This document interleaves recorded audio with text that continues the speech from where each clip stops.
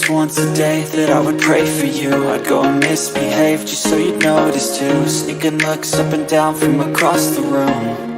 And damn, what a hell of a view. I feel good, you look great, I like you, I can't wait. A first time, a first date, you're so fine, I'm so late. You sip wine, I drink straight. Don't waste time to my place. I feel my heart erase. So catch me if I fall.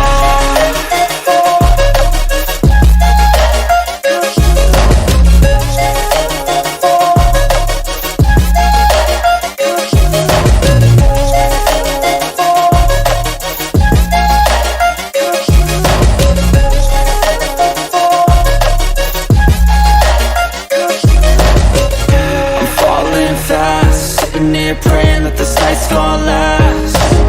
You got it all on tap, I'm loving your vibe, always have your back. We like all the same tracks, listen all night in the sheets all black. Said I'm falling fast, don't remember life before you, that's fact. I feel good, you look great, I like you, I can't wait. A first time, a first date, you're so fine, I'm so late. You sip wine, I drink straight. Don't waste time to my place. I feel my heart erase. So catch me if I fall.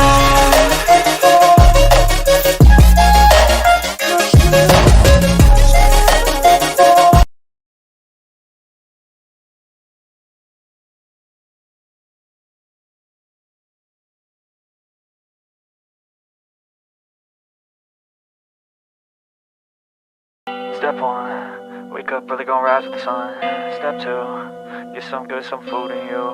Step 3, think real hard about what you wanna be. Step 4, fuck everybody, just do your thing. Wake up, today's gonna be a good day. Wake up, today's gonna be a good day.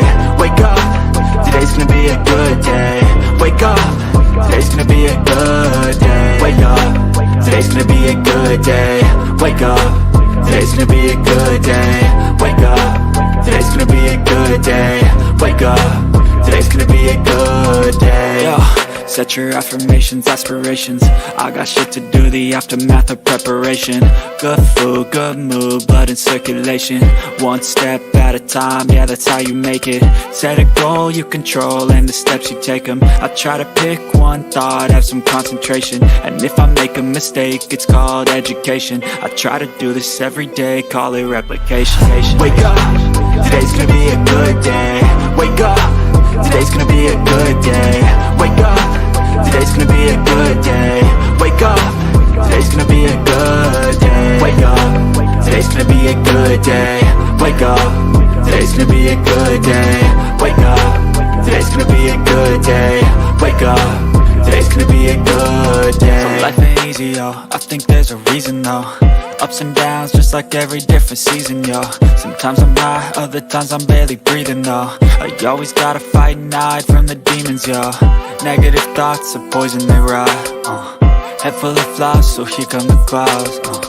They'll never stop unless I can swap all the bad for the good in my head when I'm lost. Yeah, so I'ma fake it till I make it.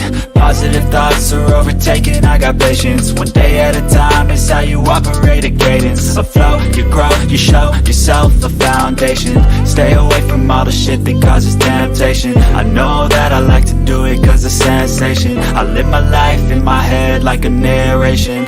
Don't expect greatness, do my best, man, I'll take it. Wake up, today's gonna be a good day. Wake up, today's gonna be a good day. Wake up, today's gonna be a good day. Wake up, today's gonna be a good day. Wake up, today's gonna be a good day. Wake up, today's gonna be a good day. Wake up, today's gonna be a good day. Wake up, today's gonna be a good day. Wake up, really gonna rise with the sun. Step 2, get some good, some food in you. Step 3, think real hard about what you wanna be. Step 4, everybody just do your thing.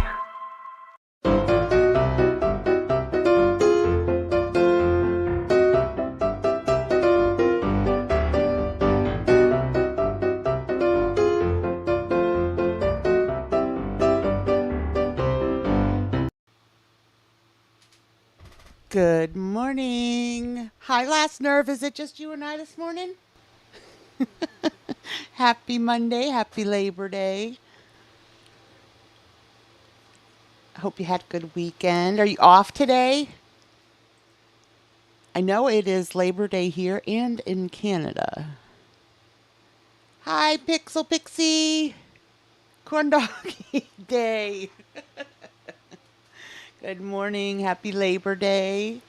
All of our people that are normally listening in as they get ready for work are probably, hopefully, sleeping in this morning. So we may be low in the chat. Oh, Monday's your normal day off. Oh, so you got gypped out of the holiday. Good morning, Peggy.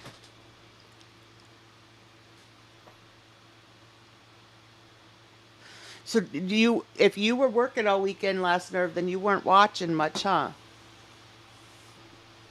I literally, guys, don't watch her until we watch together because I can't sit through it twice.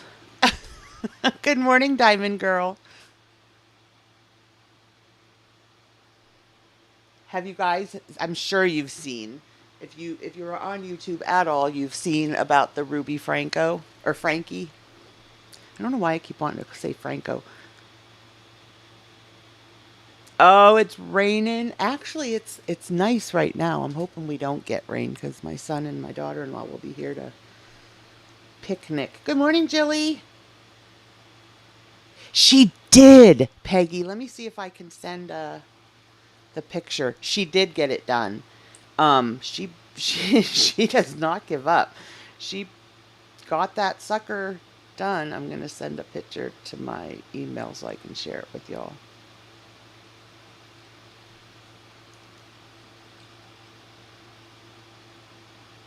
Hold on a second, guys.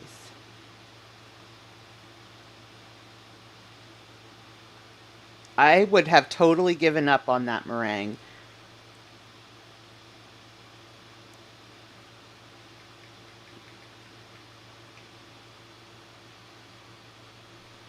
Okay. Good morning, Rosalind. Good morning, Toys R Us Kid. Okay, let me pull up that. So for anybody that doesn't know what Peggy is talking about, Nicole Talking Life, which Streamlabs will put her link in. Yesterday in her live, she was making vanilla wafer like pudding, and her husband wanted meringue on the top, which she had never done. So hold on. There we go.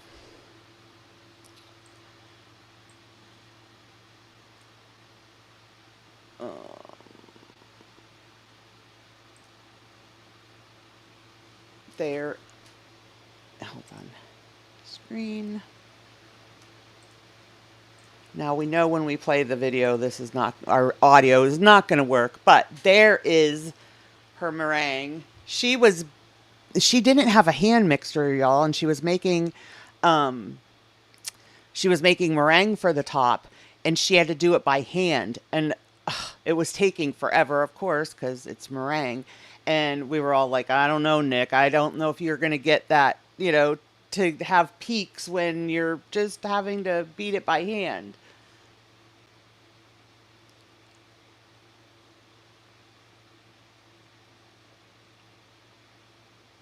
Oh, wow. You're doing the Lord's work totally, Last Nerve. Thank you. Hi, Blue Eyes. Good morning. Happy Labor Day. She didn't have a hand mixer. Yes, Peggy. My arm was killing me just watching.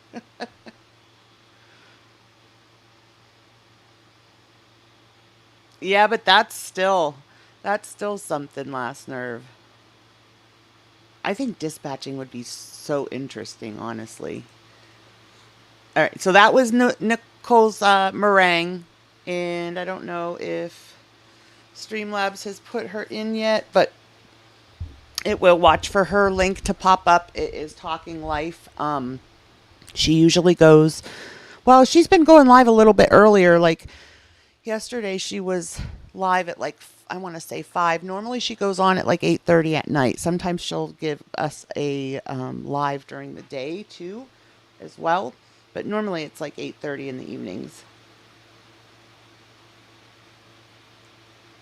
There was a few times she frustrated with. Yeah, she would go fast when she was frustrated, but my arm would have fallen off. My arm gets like tired, doing my hair. Hi, Lisa. Good morning. Happy Labor Day. Fire and break and see, then you are doing the Lord's work, last nerve.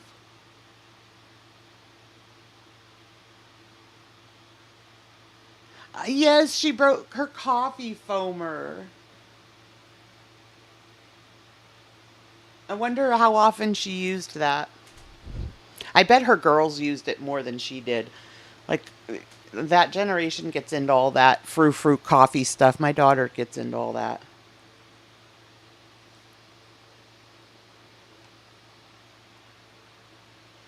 All right, so let's do one in the chat to start with Foodie. 2 in the chat to start with Ruby Frankie.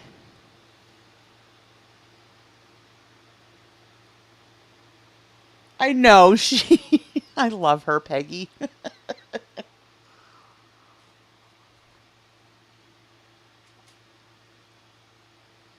I'm so excited. My husband bought me this mug warmer. So when I'm back here streaming, my coffee will stay hot. Because I nurse my coffee. I take quite a while to drink a cup. Okay, so we're going to start with Foodie. All right, let me see.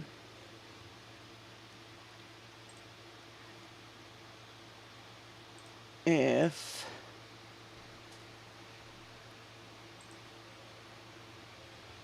what she has done. I kind of want to watch.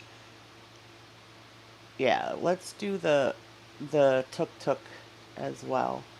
And then let's see if there's anything on the couples channel we didn't watch together. And we didn't do the wax museum together. Did we? I don't think we did it together because it was 2 days. No, so we didn't do it together. So we'll do the tuk-tuk, the street food, and what was the other one I just said? The wax museum. I think wax museums are cool, so I kind of enjoyed that one, to be honest. All right, let's go first with tuk-tuk. All right, so today we're starting our day with some you're not going to be able delicious to hear Arabic it. food. We have a little. You don't hear that, do you? Do we have sound? Good morning, Living the Life. Good morning, Bella. Happy Labor Day.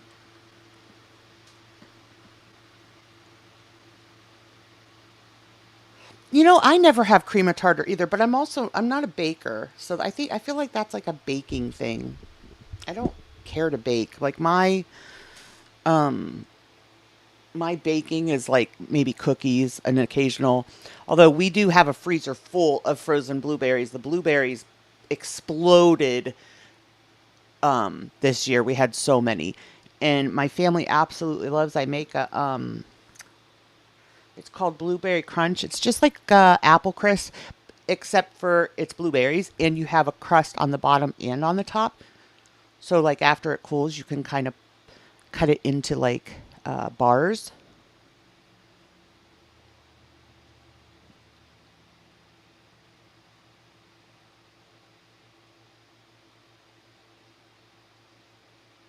You can stabilize it with sugar too. Oh, you can hear it? Usually when I try to put the thing up before we start, nobody can hear it. Okay, I'll start it.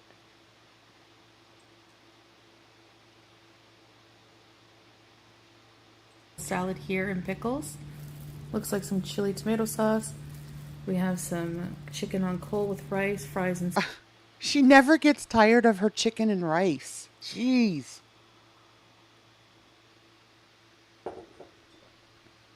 salad, and some chicken kebab with rice, fries, and salad.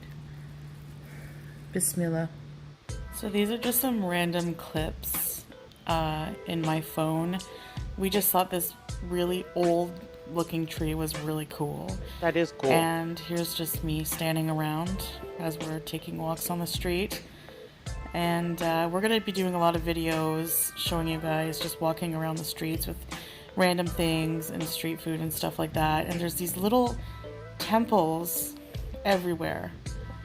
And they're really cool. So we came across this statue, this Happy Labor Day. Buddhist worship area, if you will. I'm not sure why there's water here. I really don't know if you're supposed to offer the water to the statue. But people put their garbage here, which is very not cool. I don't know if they're offering. Oh, maybe they're offering water. Yeah, there's just one bottle of water out there for everybody that passes by to drink. No, you can now request a personalized video Wow, from me on look at the Cameo that you filters can on her keep forever Cameo. and ever. Cameos make great birthday and special occasion gifts. Check the link in the description and get your Cameo today. Can't wait to hear from you. Morning, Polly. Happy Labor Day. Look at you guys. She cannot get herself situated on that seat. First of all, I've said it before. She's so like middle heavy. It's like her body does not bend there. Like, do you know what I mean? Like she. First of all, that seat is horrible. The bottom of the seat is so much thinner than the top of the seat. She can't bend her legs, so she can't get, her grip on the floor to kind of push her butt backwards. Like, ugh. I will say, guys, I give her credit for doing this stuff because I would be embarrassed. But she has no shame. Her butt is all, yeah, I will say, look how short the seat is, but she just doesn't bend like a normal body. You know what I mean? Like normally you can bend like at your waist. And she just doesn't. There's so much there that her body just doesn't bend like your average person. It doesn't bend at the waist and it doesn't bend at the knees. I'm surprised at things. Yes, like when they took a turn and stuff, cats. I wonder if, I don't know. These things have to be motorized, right? So I wonder if it's going to be like the four-wheeler where it's like barely able to pick up speed. Right, Pixel? I know. You try to, don't even try to talk to your like real life friends and family about the obsession with her. They will not understand. PR, good morning. You Happy okay? belated birthday, PR. PR's birthday, what was it, Friday?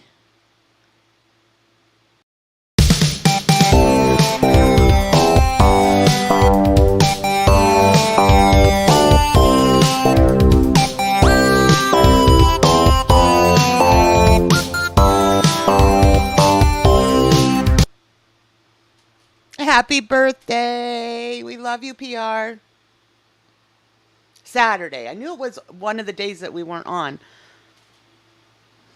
30, you old lady, you. Okay, here we go, guys. This is a short one. It's only 8 minutes. She like totally, look at that. 8 minutes, 10 seconds. She totally tried to hit that 8-minute mark so she'd have it monetized. It's so hard to get into when you're short and chubby. When you're round.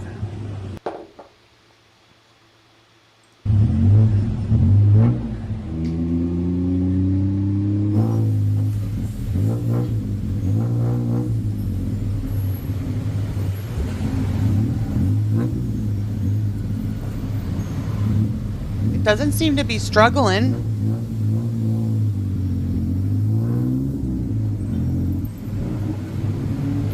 That I was saying, PR, excuse me, I don't watch her until we watch her together because it's just too much to sit through it twice. But I did see, like people talking about it on Twitter, and everybody picked up on that short and chubby.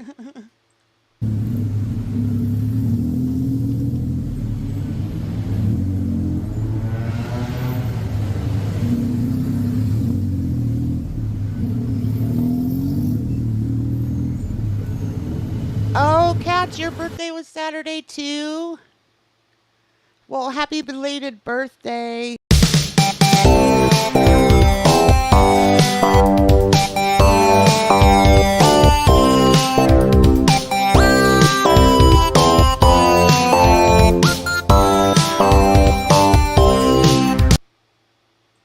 Happy belated birthday. We have lots of birthdays. September is huge in our family too. I have two out of my 3 kids' birthdays are in September, a day apart. Plus, I was irritated. I feel bad for some of the families in my daughter's school because well, like August, September, it's always, school supplies and school clothes. Well, like I said, then 2 of my kids have birthdays in September. And then on top of that, they scheduled yearbook orders, school pictures, and homecoming all in September. So it's like it hits us with school clothes, with school supplies, birthdays, homecoming, pictures, yearbook. Like, there's going to be a lot of families that can't do all that in 1 month. Harley, good morning. Happy birthday.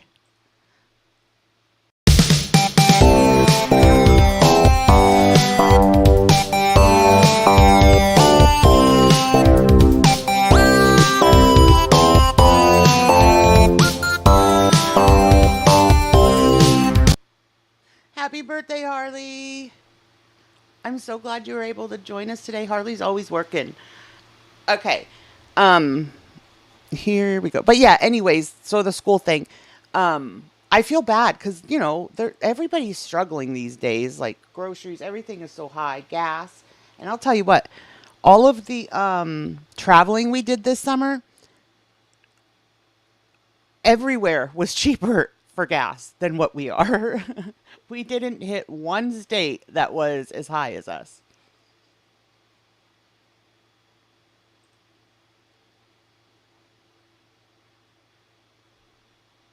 I love you too, Harley. Oh my god, I think we're gonna die.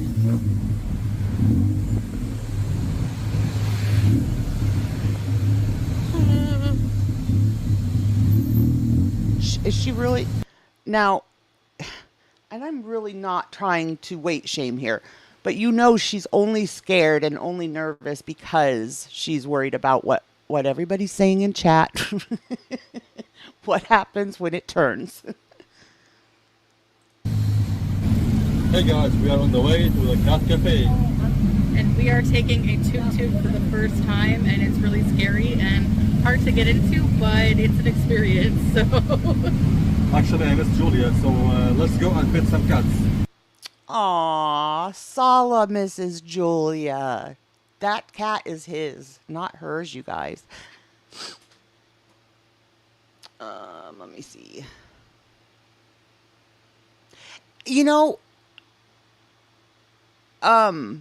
We were, because we go to New York to get cigarettes every month because we go to the reservation.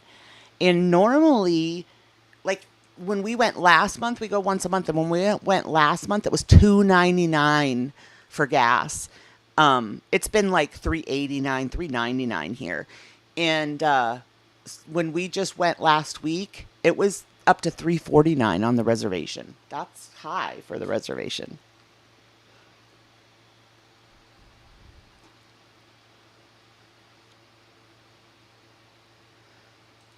Yella. I'm scared. Right there, guys, is Talking Life. That's the one we were talking about with the meringue pudding. So if anybody wants to follow her, like I said, it's like a nice little hangout. She's a small channel, so it only ends up being maybe 10 of us in there. And it's just, kind of like friends hanging out, you know, just chit chat and stuff. We have a good time over there.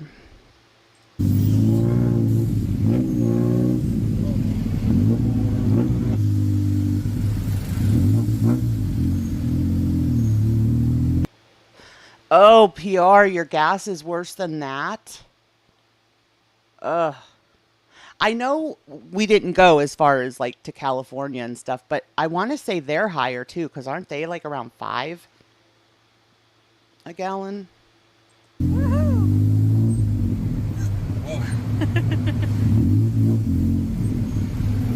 Weaving in and out. Like a sewing needle.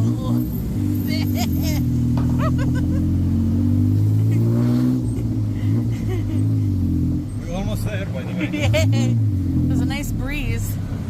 Yeah, I don't know if it's a good thing or if it's a bad thing, Pixie, because like we get there's no way we could pay cigarette prices, you know, what they are here in our town, but on the reservation they are between $22.50 and $24.50 a carton.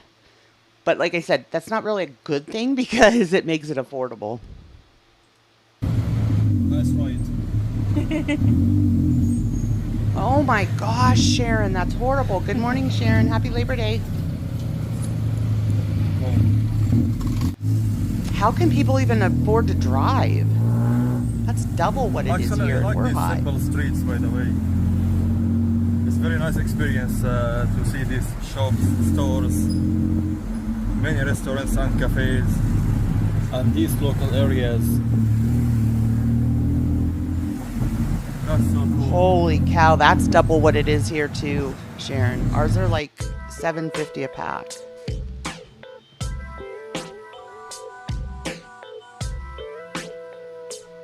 Oh, congratulations, Peggy. Can I ask how you did it? Good morning, Goblin. Happy Labor Day.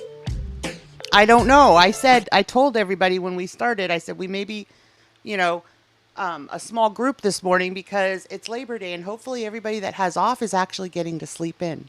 But y'all aren't. Harley's here. You're here.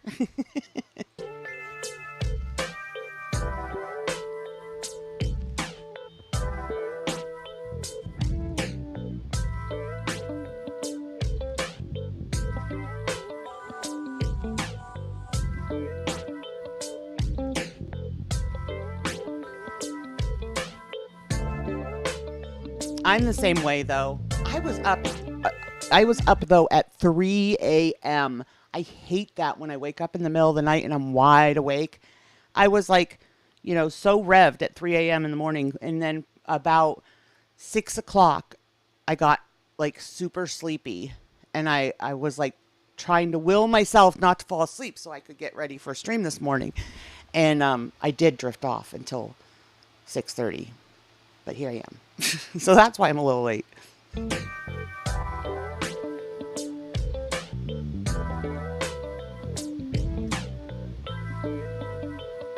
Good morning, Toys R Us. Happy Labor Day. Hang on, sweetheart. Hang on. Juicer, good morning. Happy Labor Day. Oh, that's true, Polly. Yeah, you won't sleep for quite a few years.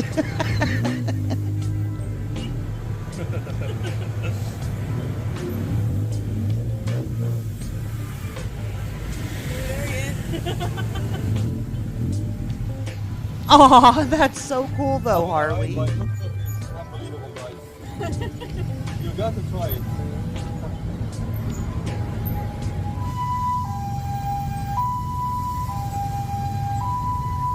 I hope that person will be okay.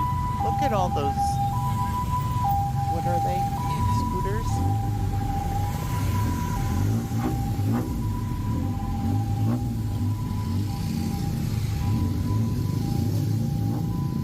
Oh, I'm so glad you can chat today, Pixel.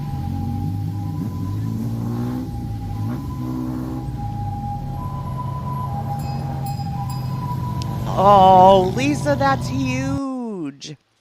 Mine were all family bed sleepers. My daughter was probably the one that went into her own room first.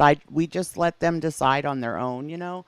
But yeah, she's also always been my scheduled baby. Like my boys were such night owls, it was impossible to get them to sleep. And she's like the type of child, she just thrives on a schedule. So even having the 3-day weekend, she's been going to bed at like 9, 10 o'clock. And then still getting up early and, able to do stuff with her day. But my boys were so totally the type, they'd be up half of the night and sleep till like 2 a.m. Or I mean, sleep till like 2 p.m. if they didn't have school. Good morning, Patty. Happy Labor Day. Good morning, Shaza. Happy Labor Day. Welcome. We're glad to have you.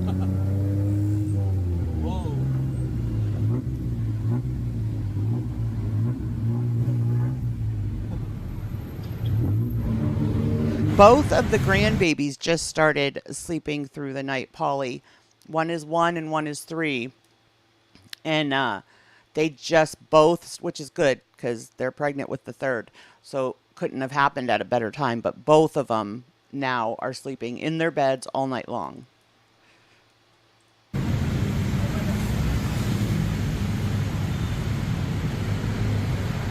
Okay.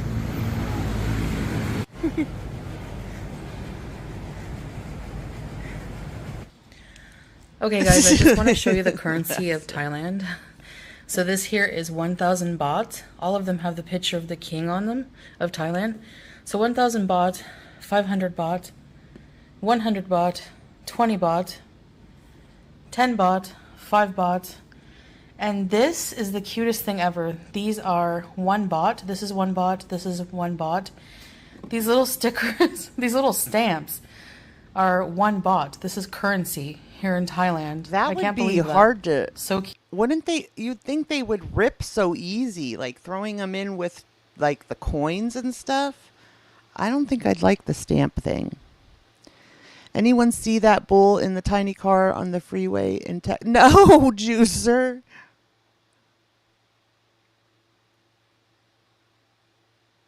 Bella, and she has like thrush or something under there, all the sweating and it being, like contained in that hijab or the cap under the hijab.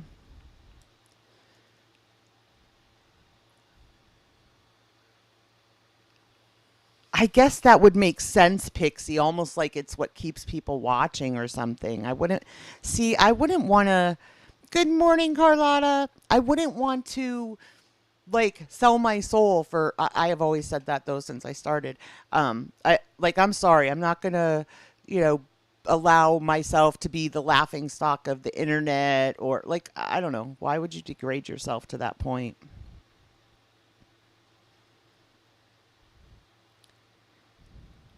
It was in Nebraska, Harley. What the heck was a bull doing?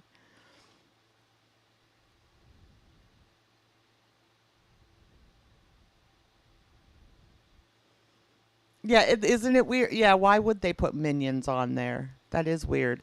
Maybe she mistook it for the Monopoly pieces at McDonald's there.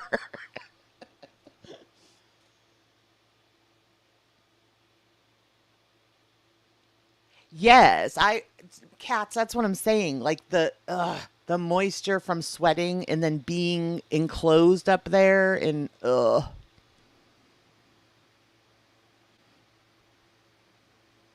The guy has raised the bull since he was a baby. Oh, how sweet. That's cute. My husband has been on a monkey kick. He keeps saying he wants a monkey, which is so crazy because my husband is the only one that complains about the animals and, the messes and this and that. I said, excuse me. I said, are you going to put a diaper on him? He's like, forget that. I'm not changing diapers again after all these years. But, well, what are you going to do? If you don't put a diaper on him, you're going to have to teach him how to use the toilet. And I don't want to share a toilet with a monkey. I'm talking as if we're actually going to get a monkey. PR, I love giraffes. Did I tell you my favorite fact? My fun fact about giraffes? They don't make sound because their necks are too long for the vibration to reach their mouth. I love giraffes.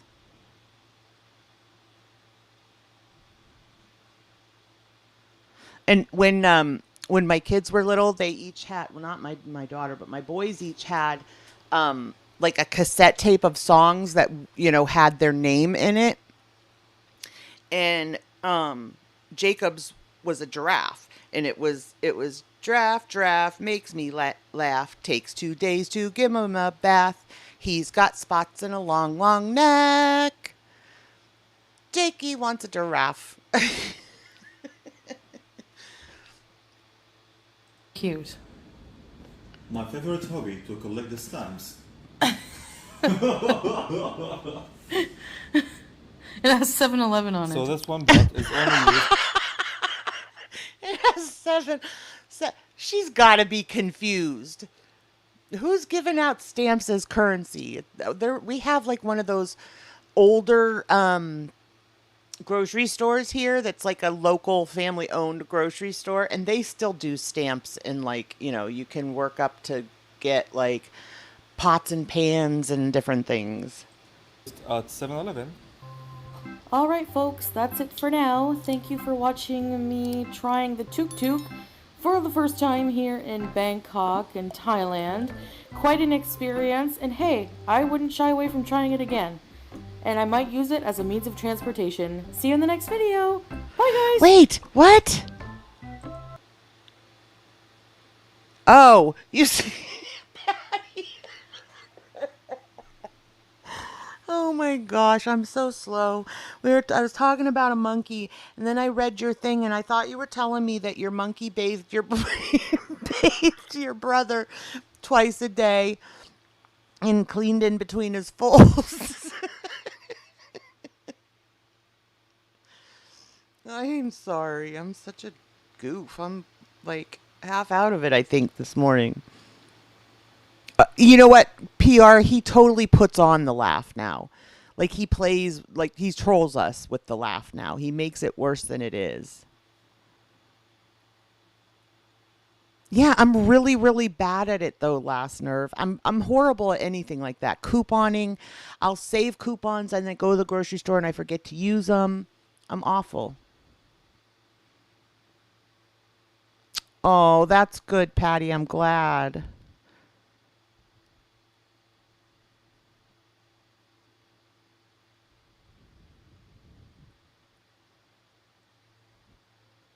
He was an amazing man. Aw.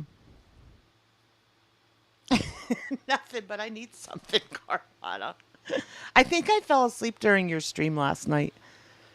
I don't remember falling asleep, but I think it was during yours. You got a China set that way? How cool.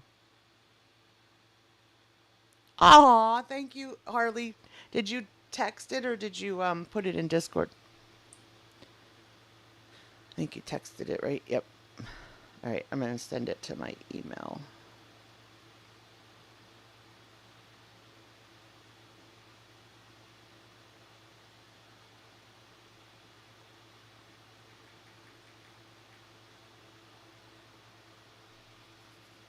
I wonder how she's trying to decide which videos she's putting on her main and which ones she's putting on the couples channel. Okay, so this is the trying the street food. This one is going to be hard for me. The stuff she eats is probably... Hello, foodie beauties. I can feel them jumping, and they're jumping all over. Okay. Oh, it's alive. Troy. No. Hi guys, I'm here at Jod Fairs in Bangkok, one of the newest night markets here in Bangkok. There's tons of food here, so I came hungry. We're going to explore, try different foods. So Yella, let's go. Well, you know, everyone always talks about like her, like she took her son out for this and stuff like that. I personally don't think she looks old for her age. I feel like she just, you know, looks obese, severely obese. I don't think she looks old, but the way she moves and everything, watching them travel and go places and him having to wait, you know, for her to get through areas that are cramped or to get over curbs or up steps or whatever, that's where you notice the age difference. And, you know, not even just the number, but her body is definitely old for her age.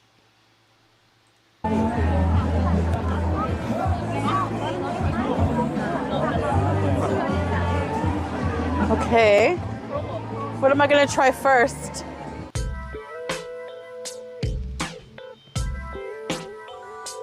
Oh, you know what? I must have been awake then, Carlotta, because I do remember Nay coming in and saying that she was going live and you ending. So I don't know what I put on after you. I crashed shortly after, I know, though. That's why I was up at 3 a.m.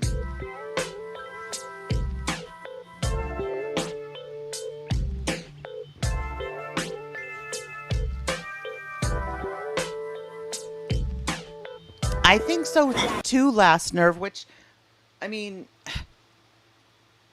maybe it's because it's more of a free place, you know what I mean? She has more freedoms there or whatever, I don't know, but she certainly has not seemed happy in Kuwait. This is very popular here, iced Coke. Awesome. Yeah. Can I have one, please?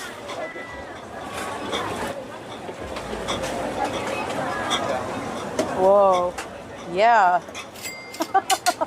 That looks so good. Lots of ice, just how I love it. Your favorite, huh? Yes.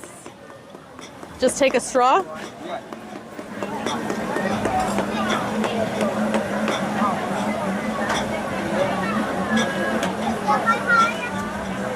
I love these little bags. Thank you. She's so fascinated with the bags, although that is kind I'm of waiting cool my the way it turn to sticks buy out. some jumping shrimp. Basically eating shrimp alive. Right, Last Nerve. Medium spicy, please. And the thing is, Last Nerve, I don't even care. Like, everybody, you know, speculates whether or not they're really married, well, nobody believes that it's a real relationship, whatever. I don't even care if she is paying him at this point. But if she is paying him, she needs a refund because she's been miserable in Kuwait. This is the first time she really does seem happy is on this vacation. But also, if a lot of the things we hear are true, like we've heard that his family doesn't like her and things like that, that would be really, like, stressful being in another country and his family not caring, you know, not liking you and wanting you together or whatever. These shrimp are alive, guys, from the aquarium here. They're not going to be killed. Okay. You're gonna try this one, babe? Yeah. I'm brave. A jumping shrimp? Yeah. I know that blows my mind that that's a thing over there, Carlotta. Oh my gosh. Cats, Shani has just completely given up. Like, Shani doesn't want to live life or do anything except for get high and eat. Me neither, Pixie. I don't care what it is. If it's alive, no. And these things were like jumping or something. I think they're called dancing shrimp or something. Are you serious? Yeah. You got to be kidding me. Oh, no. Anyway. Same. I'm so... I can't stand, like, dirty looking food. Like, I won't eat chicken wings or chicken drumsticks because I can't stand the look of it. It looks dirty and veiny and... Thank you.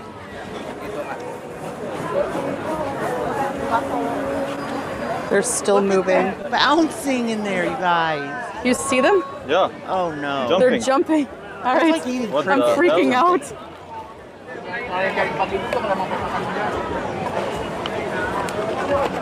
You can stun them with the sauce. Good like morning, that? Brandy. Okay. I hope you have a safe trip. I know that you're happy. Rest in for you. peace. They're still moving. Yeah. No. She's lost one. Okay. Oh, oops. Ooh, look at their own Close it. Okay.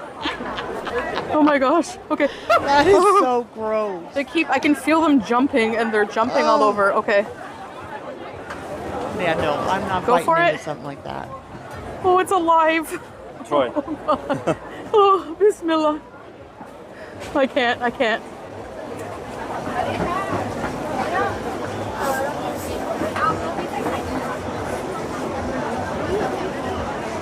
What's this like? She doesn't like it.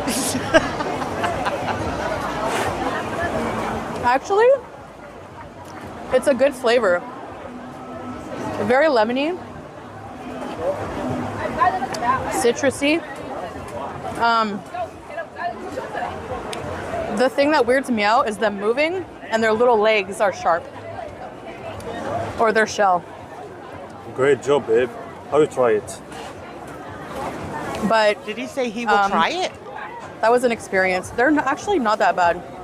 I think I'm going to She wait for them ate to it all. die before I eat any more, but But I see, would I was never try thinking them. that as she was talking about it, she's gonna wait because I was like, well, I would have let them all jump out, honestly. I would have just opened the container, held it out like I was feeding the birds, and let them all go falling to their whatever. Yeah, I'm not eating real like living anything.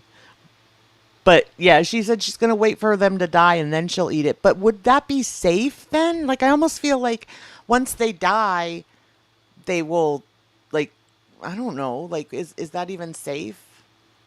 I don't know. Because, I mean, you can eat raw shrimp. I don't know. My life. don't mind me being sweaty, guys. It's humid in Bangkok. I'm going to try this. I don't usually like squid that much. I'm going to try some fried squid.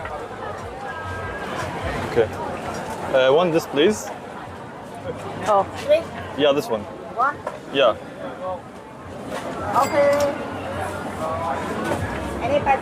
is there sauce for it? I think it's spicy, right? No. Not spicy. Oh. Want spicy or not? Okay. Spicy. Does it come with sauce? Okay. ขอบคุณครับ thank you โอนปัดเก้าโอนให้หน่อยเขียนให้หน่อย Is that like, that's like the whole Oh, see? squid, like the whole body and everything? Oh! ก็โอนไง No. Fresh squid. Oh, cool. How much? 89. A little bit of information for travelers who may want to visit job fairs. It's actually located near Rama 9 MRT station, and it's open every day from 4 p.m. until midnight.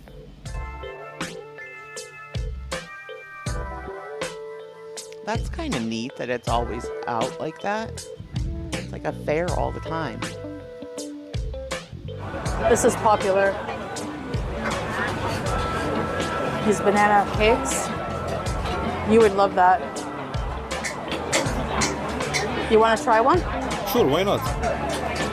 So in most food markets we've been to, My in Bangkok- father-in-law, years ago, he took us to Red Lobster and he ordered calamari.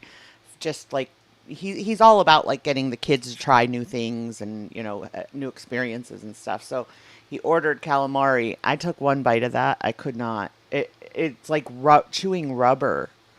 So I know I couldn't do like a whole squid. Bangkok, we've seen insects, and they are a very important and popular source of protein here in Thailand. Now, they're not halal, so I will not be trying any, unfortunately, or else Well, that's I'd be fitting, brave enough to, I juicer. think. So we're gonna get banana.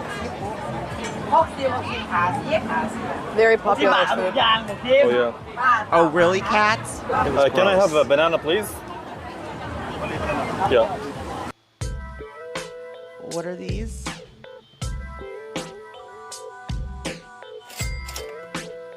Banana pancake. See, I would be the Sala. I would be the one doing like the safe foods.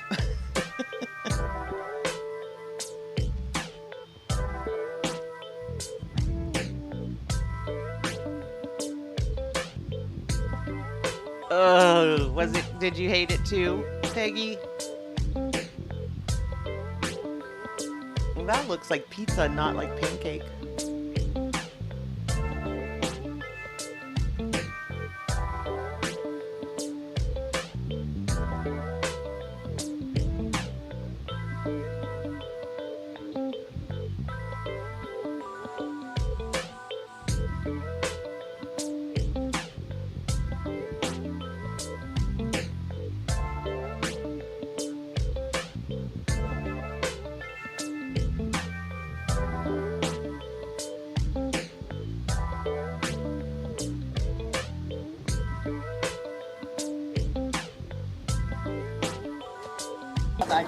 Looks so nice.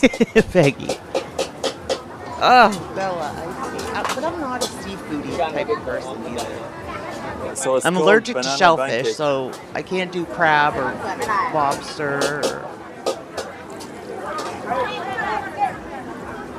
So fresh. Oh my gosh, so fresh. Just soaked in grease. Ugh. But that is one of the more normal things, I feel like. That probably is good. What's that? Butter? Oh my gosh, that's a heart attack waiting to happen.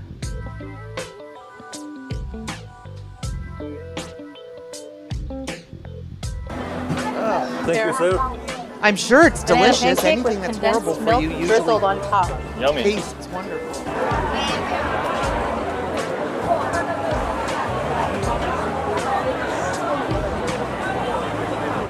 Hey guys, so we found a restaurant to sit down. There's like, it's so busy here. It's Saturday. There's nowhere to sit. So we bought something small here, see, just a he's side of trolling mashed when he potatoes does that. because it's not halal here. So I'm going to show you what I have so far. This is a Thai banana pancake with bananas inside, as you saw how it was made with condensed milk. Oh my god. Light, flaky. Not too sweet, but very good. I like how she wants us to believe that she doesn't like sweets. Like when she had the strawberry. Did you guys see when she had the candied strawberry? It's a little sweet. Well, yeah, it's literally coated in sugar, dummy. Here, try this. Here's that squid on a stick. I don't know what these sauces are, but let's try it.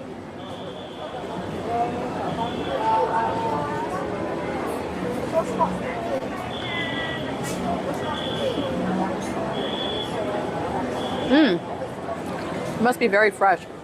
I don't usually like squid. I would assume when they like cook squid out there and stuff, what do they do? Do they have to do something? Aren't squid the ones that ink? Don't they have to somehow remove the inker? That's good.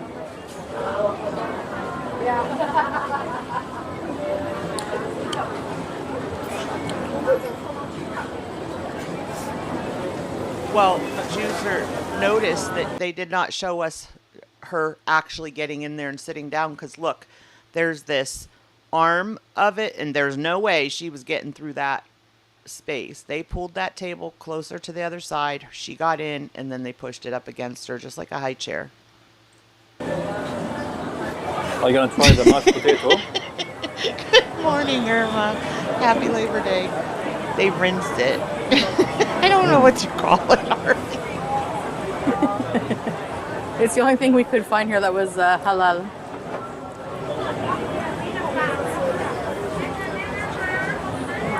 The banana pancake.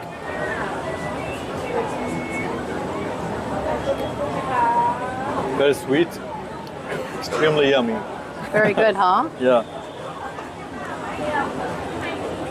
I love it too. Condensed milk is sickening sweet.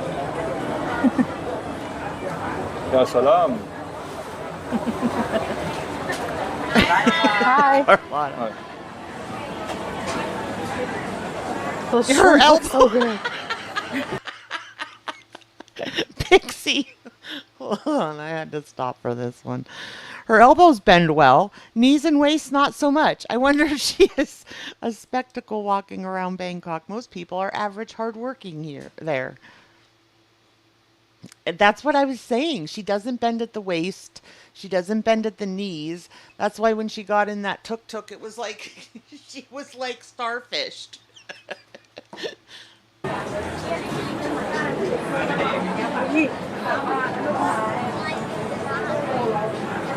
Yes, the lock line. Remember how this, babe? like This is astonished squid. I was. Ugh. So you're supposed to eat the squid alive. It's called the squid shot. Alive?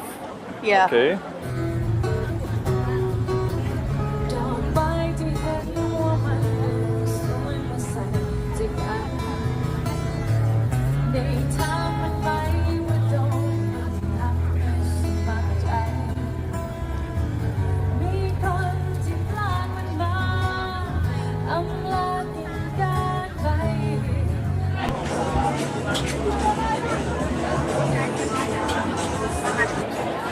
All right, I want to get a corn dog mozzarella cheese.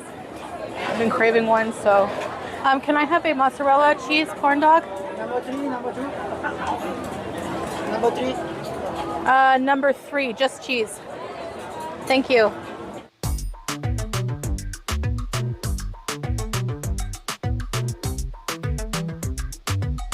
I'm confused. What is matzo? Okay, so it's basically like a big, huge cheese stick on a stick.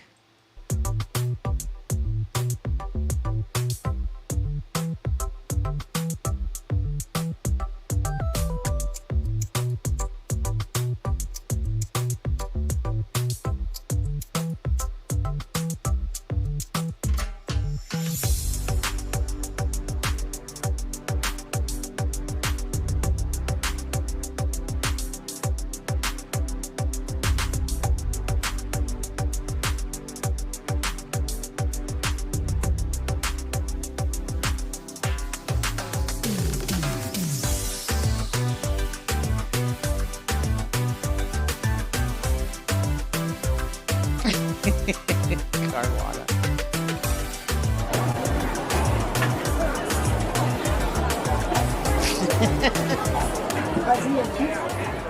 Sure.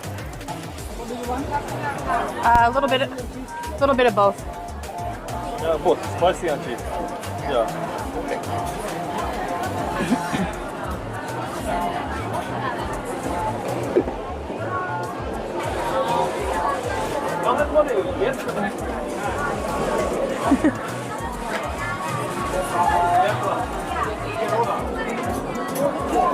Do you have it? Is that a powder?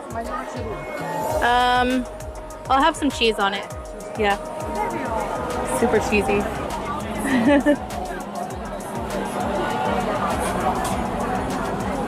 Thank you. 39. Look at this cheesy corn dog. Cheese sauce. All right, let me try it. Not a corn dog. Why is she calling it a corn dog? It's literally a mozzarella stick.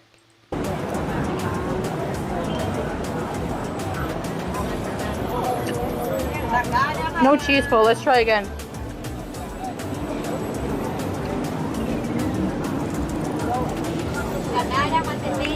No cheese pull, but still very tasty. Alright guys, I'm going to end the video here. Thank you for coming along to Jod Fair Market. I had a lot of fun even though it was super crowded. That was a little uncomfortable for us, but it was worth it to try some food. I also did try something else that I'm going to have another video for separate. It deserves its own video, so stay tuned for that. Thank you for following us on our journey here in Bangkok, Thailand, and we'll see you in the next video. Bye. She was saying Jod fairs. I kept thinking she was saying job fair. And I'm like, this is like pretty extravagant for a job fair. Oh, I'm such a ditz. Okay. So the next one is the Wax Museum.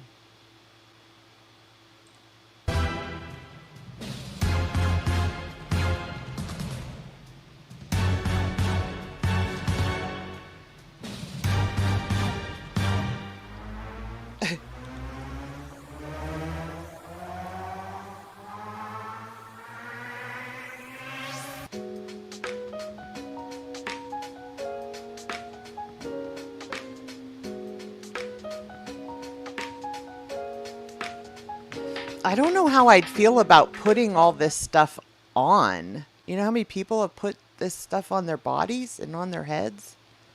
That's kind of not cool. Okay guys, I'm gonna show you my idol. Stink eye from him, Juicer.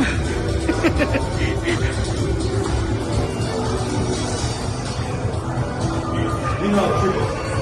Just a second.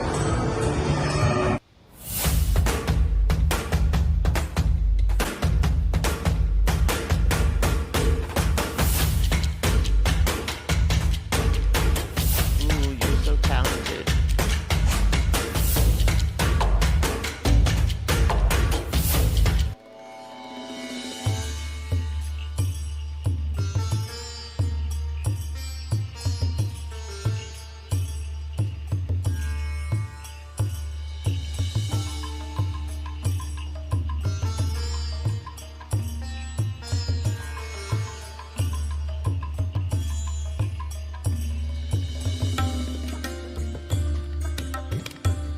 She must be able to handle the heat there better, because she is doing more and actually embracing doing things and seeing things and learning things, you know.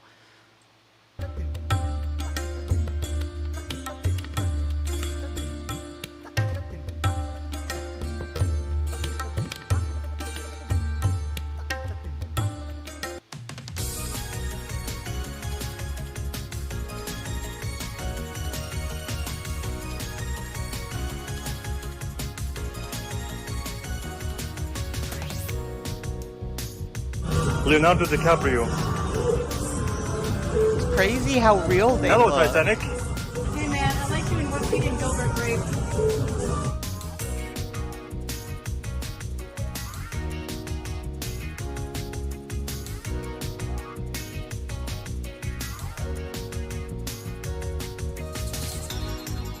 Oh, that's a good point, Carlotta.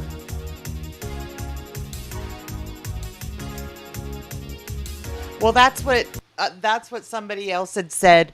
You know, this is like basically you can go, which she has. You can go to a wax museum in Canada. Like people were like, you know, do things that you can't normally do or don't have access to or whatever. But I will say, I think the wax museums are really cool. I've only been to one, and it was actually the one that Chantel said that she had been to. But they are neat. They're so real looking.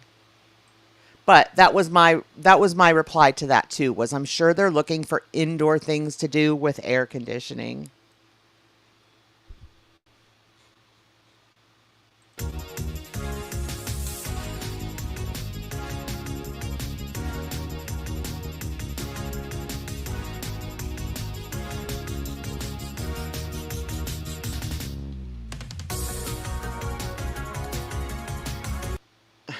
Pixie, honestly, it's seriously because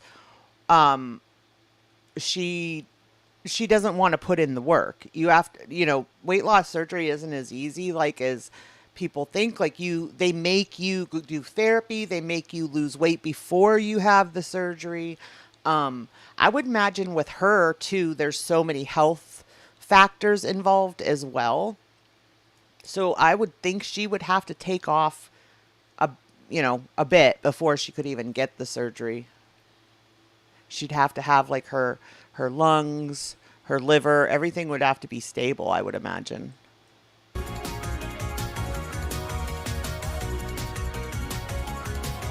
Yeah, they are cool, Carlotta.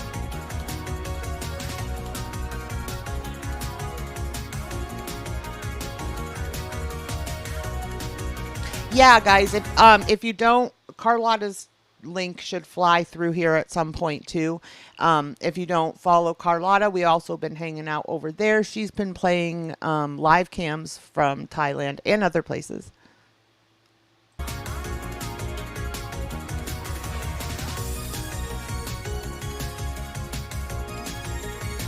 And Mr. Alada's pretty cool too.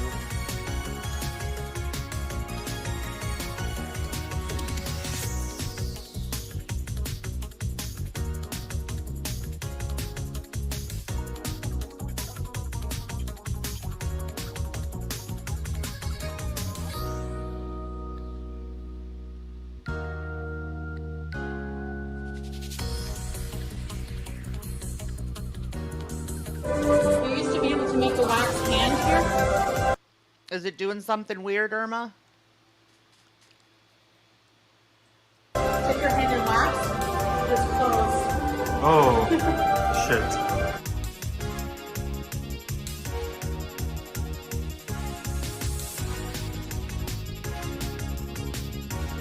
How come she hasn't worn the hat her beloved bought for her?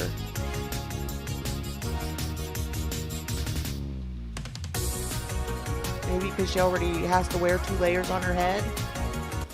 It's now time to exit through the gift shop. I immediately was drawn to these handmade soaps that smelled like fruit, and plus we needed some drinks badly, some water and stuff. And last but not least, Jim Carrey was near the exit. Oh my god, guys, that was so fun. Really, I highly recommend it for you. Yes, I had an amazing time. Had so much good exercise. Why is Love it seeing so, the it seems so much celebrities. shorter? It's because we We met watched a lot it of together. Yeah, this wax museum was I legend. swear all You have to try the it, guys. clips and everything I had gotten or seen like on Twitter and stuff, I expected this one to be long. Yeah, Madame Tussauds is always a good time. All right, so we're going to end the video here. Thank you so much for watching, guys. And see you in the next one. Bye. Goodbye. Whoops.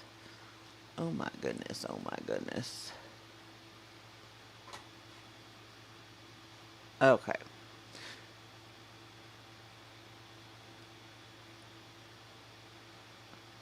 So have you guys seen, like I said, you kind of have to be living in a rock to not have seen anything about Ruby Frankie?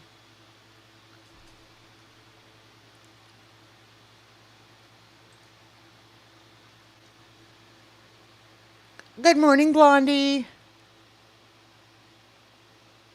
Happy Labor Day.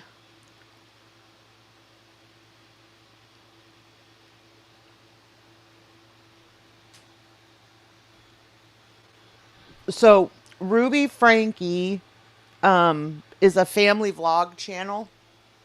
The channel is 8 passengers.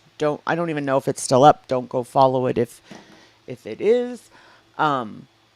She's basically a monster. And abused her children, but did it under the guise of religion. So I guess people online have been kind of drawing attention to it. I found, I don't know if you guys follow SWOOP, but I found a video SWOOP did like 5 months ago, basically calling her out on abuse and neglect.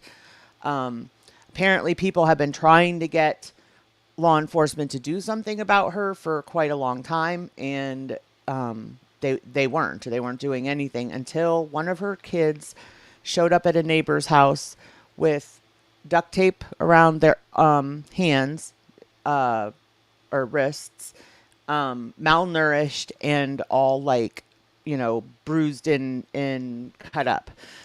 Finally, those neighbors called the cops. Finally, the cops actually took the children, and she is in jail, and so is her lawyer or manager or something.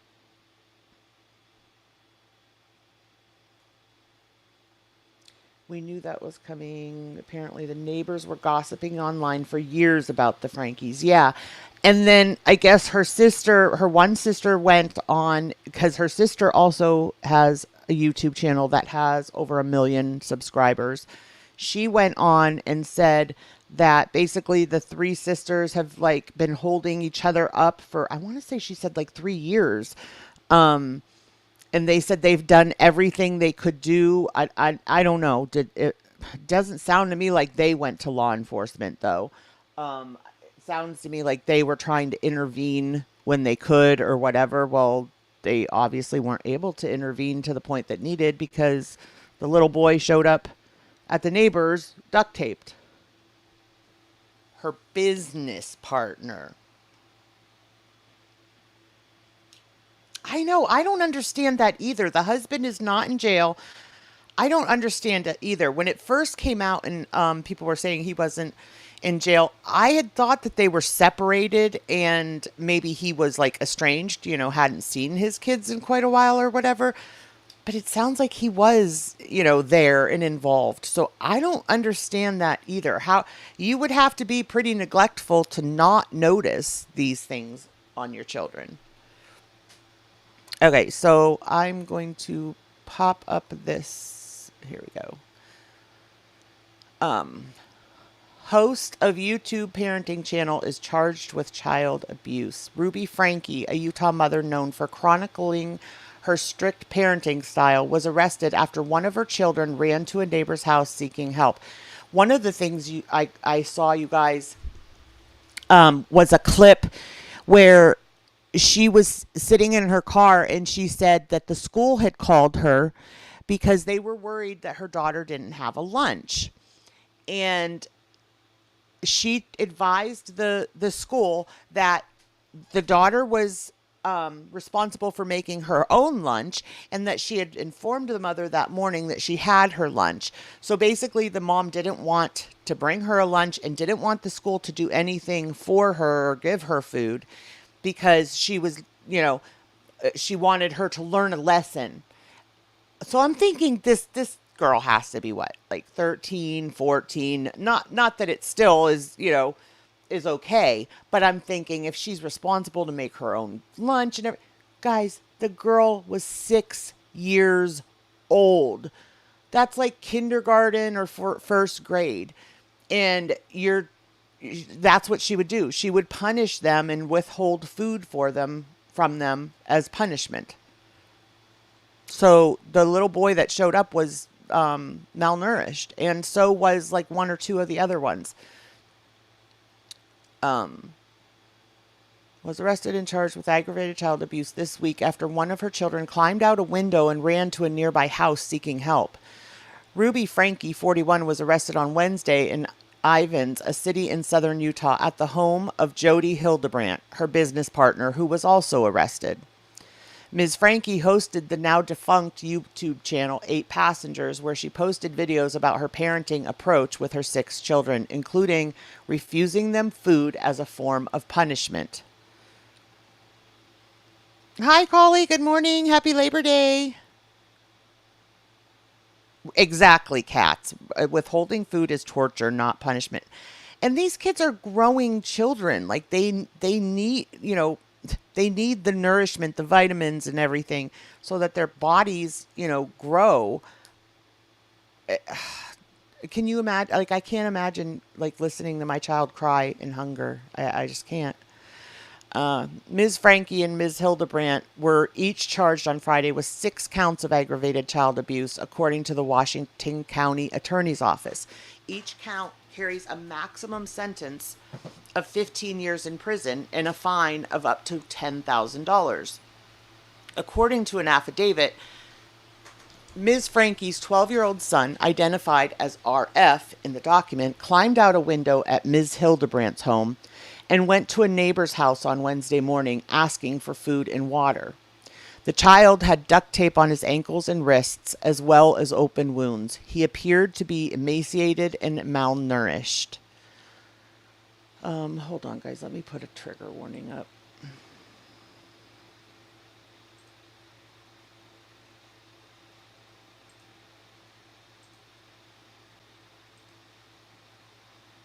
Okay. The neighbor called the police and then found Ms. Frankie's 10-year-old daughter Eve at Ms. Hildebrandt's. She also appeared to be malnourished. The affidavit said both children were taken to a hospital. The boy was placed on a medical hold due to his deep lacerations from being tied up with rope and from his malnourishment. Ms. Frankie was seen on a YouTube video filmed in Ms. Hildebrandt's home that was posted 2 days ago, the affidavit said, adding that Ms. Frankie and Ms. Hildebrandt, 54, had knowledge of the abuse, malnourishment, and neglect. They had knowledge of it? You mean they were the culprits that were inflicting this torture on the children? Good morning, Deb. Happy Labor Day.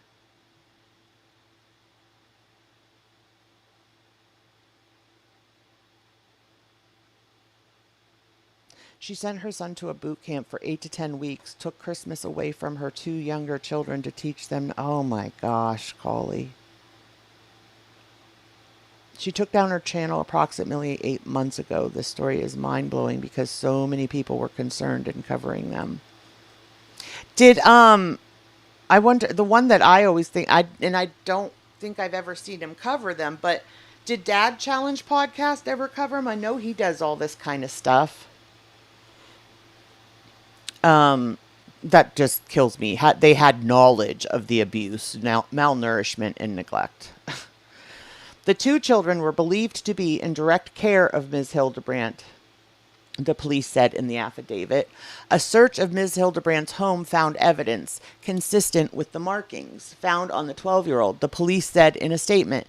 The police contacted the Utah Division of Child and Family Services, and a total of 4 children were taken into its care. So 4 out of the 6. A judge on Thursday denied bail for both Ms. Frankie and Ms. Hildebrandt because of the severity of the injuries of her 2 kids located in the home. At one point, Ms. Frankie had nearly 2.5 million subscribers to her channel, following the lives of her 6 children, Sherry, Chad, Abby, Julie, Russell, and Eve. In 2020, Chad Frankie, then 15, told YouTube viewers in one family video that he had been sleeping on a beanbag for months and that he had lost his bedroom after playing a prank on his little brother, according to Insider.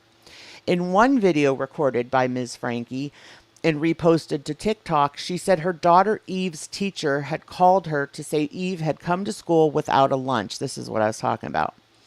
Ms. Frankie said the teacher was uncomfortable with her being hungry, but that Eve was responsible for making her own lunch and that the natural outcome is she is just going to be hungry. Hopefully nobody gives her food and nobody steps in and gives her a lunch, because then she's not going to learn from it, Ms. Frankie said. A 6-year-old, y'all.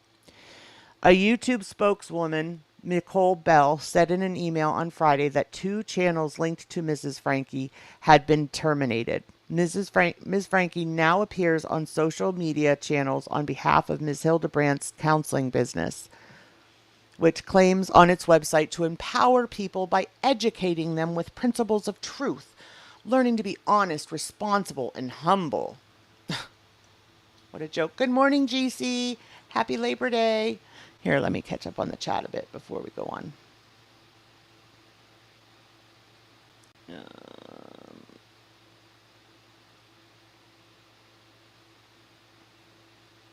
They removed beds, removed doors, withheld food, apparently taped them up, tied them up, whatever, because he had duct tape around his wrists, but then it says he also had injuries from being tied with a rope. And did they pull into driveways and into garages and go through into the houses that way? Because it sounds to me like they were transporting the kids between the 2 houses. And he had to have been like that with the duct tape for, a bit of time for him to be all, lacerations and everything from it. The 2 appeared frequently together on an Instagram account called Moms of Truth. I heard she took the whole damn room from one of her kids for yeah, that's Chad, the older boy. No, not helping the YouTube mom stereotype. I agree, JC. Who is that? A certain age, they have what we call the hollow leg syndrome. They eat constantly. You need to feed your children. Just a reservation. I read that one. She sent her son to a boot camp for 8 to 10 weeks, took Christmas away from her 2 younger children to teach them not to be selfish. She took down her channel approximately 8 months ago. The story is mind-blowing because it sounds like so many people on like YouTube were trying to bring awareness to it. People had called the police. I don't know why it took them so long to do something.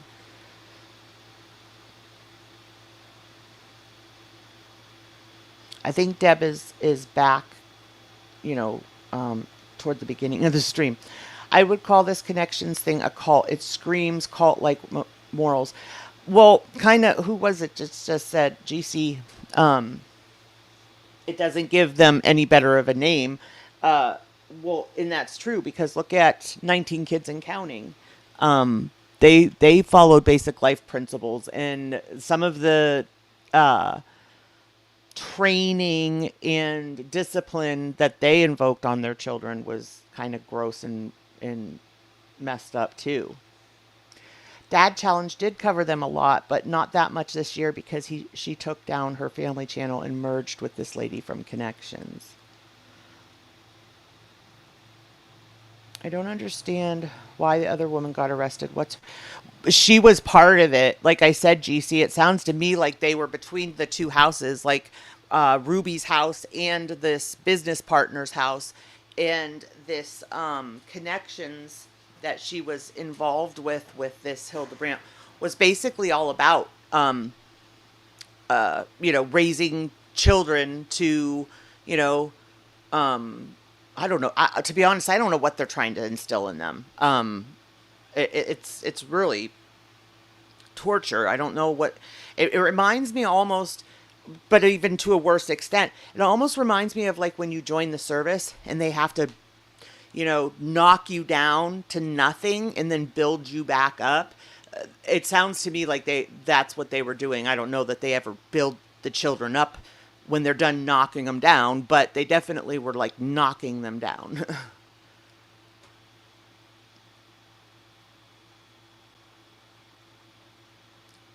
The kids were staying there, plus she tried to treat the boys' wounds. So she knew. Yeah, at the very least, she knew what was going on and didn't report it. That's at the very least. But my guess is she was involved. Like, she took part. Also, Jody told the offices that no other children should be allowed around R and M.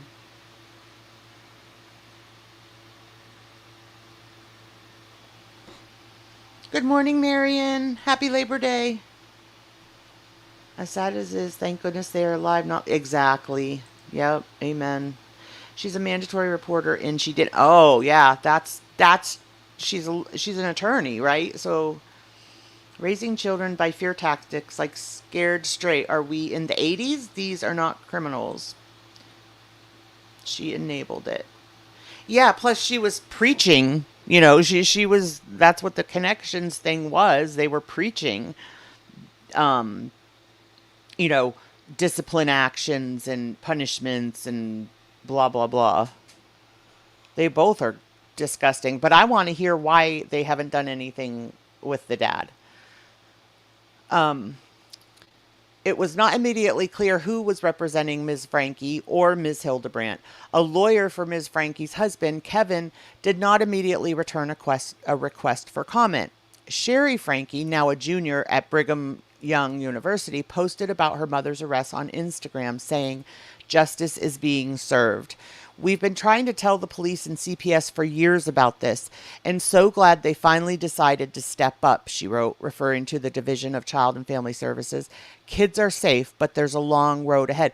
So this was one of their children that is out of the house and in college, and she says they were trying to tell the police and CPS about this for years. So why? Once again, it's, the system has failed.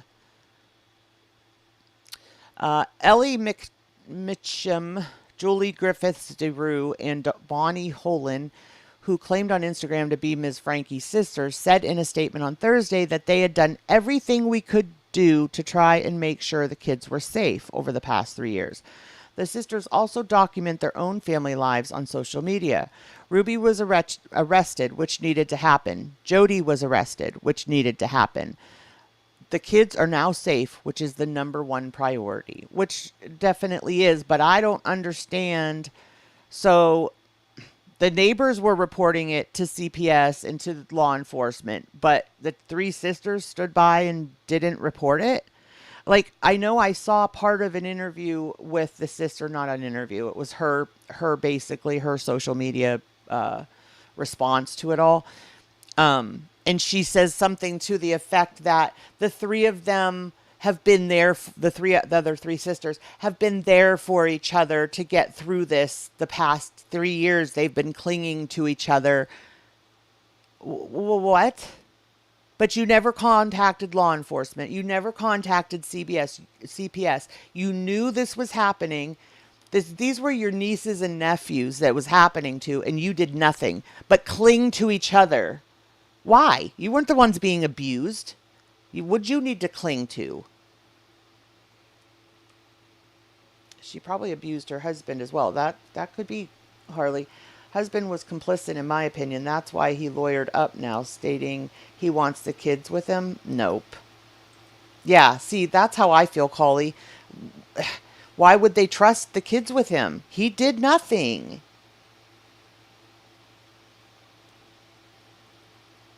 I'm sure it all boiled down to money. You know, they had millions, 2.3 million or 2.9 million, something, subscribers. So they were living nice. And they probably, the husband, especially, no matter how he felt about her or whatever, probably didn't want to give up that paycheck she was getting.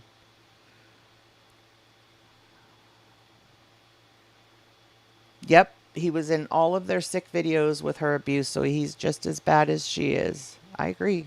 How could you watch that? Right, Marion, all under the guise of religion. But how could you watch any child go through that, let alone your own children?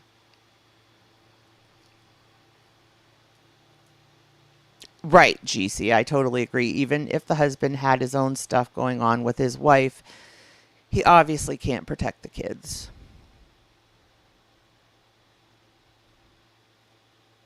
I agree, Bella. You know, and most of us, like my daughter was bugging for a YouTube channel young. I want to say she was like 10 years old bugging to have a YouTube channel. Didn't happen. Still has not happened, and she's going to be 15 this week. So, and it still has not happened. So there's those of us out here trying to protect them from this stuff, and then these parents are throwing them, head first into it.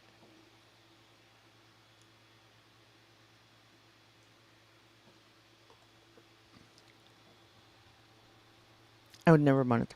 Whoopsie.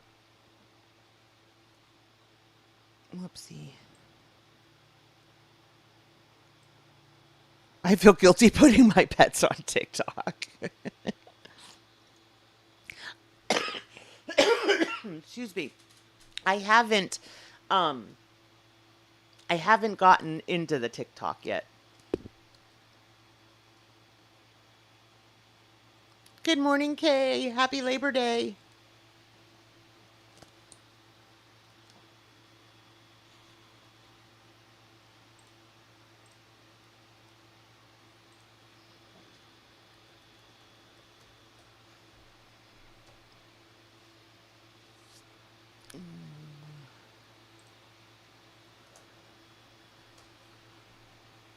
See, this is, how long is this? This is...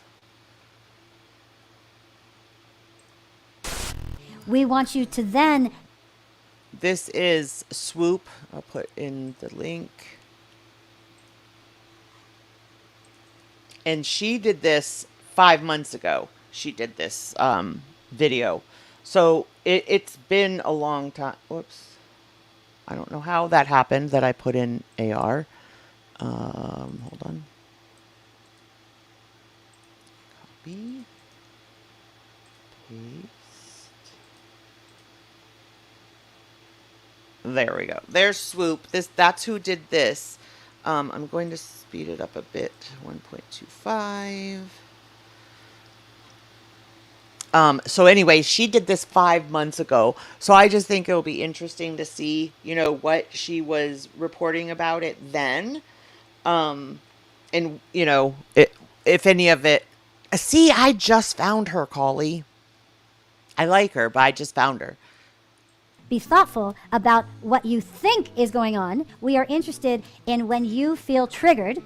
I'm only going to say it one more time, and then you're going to lose the privilege to eat dinner. Hopefully, nobody gives her food, and nobody steps in and gives her a lunch. If you cut one more thing in my house, I'm going to take the scissors, look at me, and I'm going to cut its head off. That's so gross. That little girl she said that to looked like she was like maybe 3-4 years old. That's scary. Update here for a second. I had therapy and I got kicked out of my school. Woo! Okay. If you're triggered by all of that, how we parented our kids, then that's probably a good chance for you to look at yourself and ask, why am I upset by how they're choosing to parent? I said I have a concern about the TikTok dances. You are not protecting them. You are introducing them to the world. So imagine you're in high school for a minute and think back and try to picture what every morning felt like. You wake up early, struggling to get out from under the warm. She's crying about kids being on TikTok when she's literally abusing hers. Sheets, you have all these thoughts rushing to you like chores, classes, homework, your cute crush, but you need to get ready. So you start to rise out of bed begrudgingly, still in a haze of last night's drama, brush the sleep out of your eyes, finally find your focus, and bam, there is a camera right in your face, literally inches from that fresh new pimple you haven't had a chance to get to the bathroom and clean out, you know the what. Now the camera follows you up and out of your bedroom, into the hall, refusing to leave you alone. By the time you manage to get your clothes on and come down to the kitchen for breakfast, you've had to ward off several forced interviews and interrogations facing down a camera lens. But the nightmare doesn't end when you're out the door and on your way to school. No, everyone at school sees what you have to deal with. I know, GC. I kind of want to do a deep dive into, oh crap, what's the channel name? You'll, if anybody's seen it, you'll know who I mean. The wife's name is Sav. There's a not older, but the oldest daughter's name is Everly. There's a Posey. I can't remember their other baby's name. All blonde Barbie Ken looking type family. But anyways, my daughter and I both used to watch them on YouTube, but I'm wondering now, because, you know, all the stuff that comes out about like different family channels and stuff, I kind of want to go back. I haven't watched them in a few years. I kind of want to go back and like deep dive into them. Hi, Lolly and Pops. I love the name. Welcome. With because those videos of you were posted online. Even if your classmates don't see you getting dropped off, they know they can go on YouTube and watch every single second of your life whenever they want, where. See, that's like a big thing. I mean, kids are all over the internet and stuff. They get my poor daughter doesn't want any of her friends to know my channel name or anything. Like, so can you imagine these kids?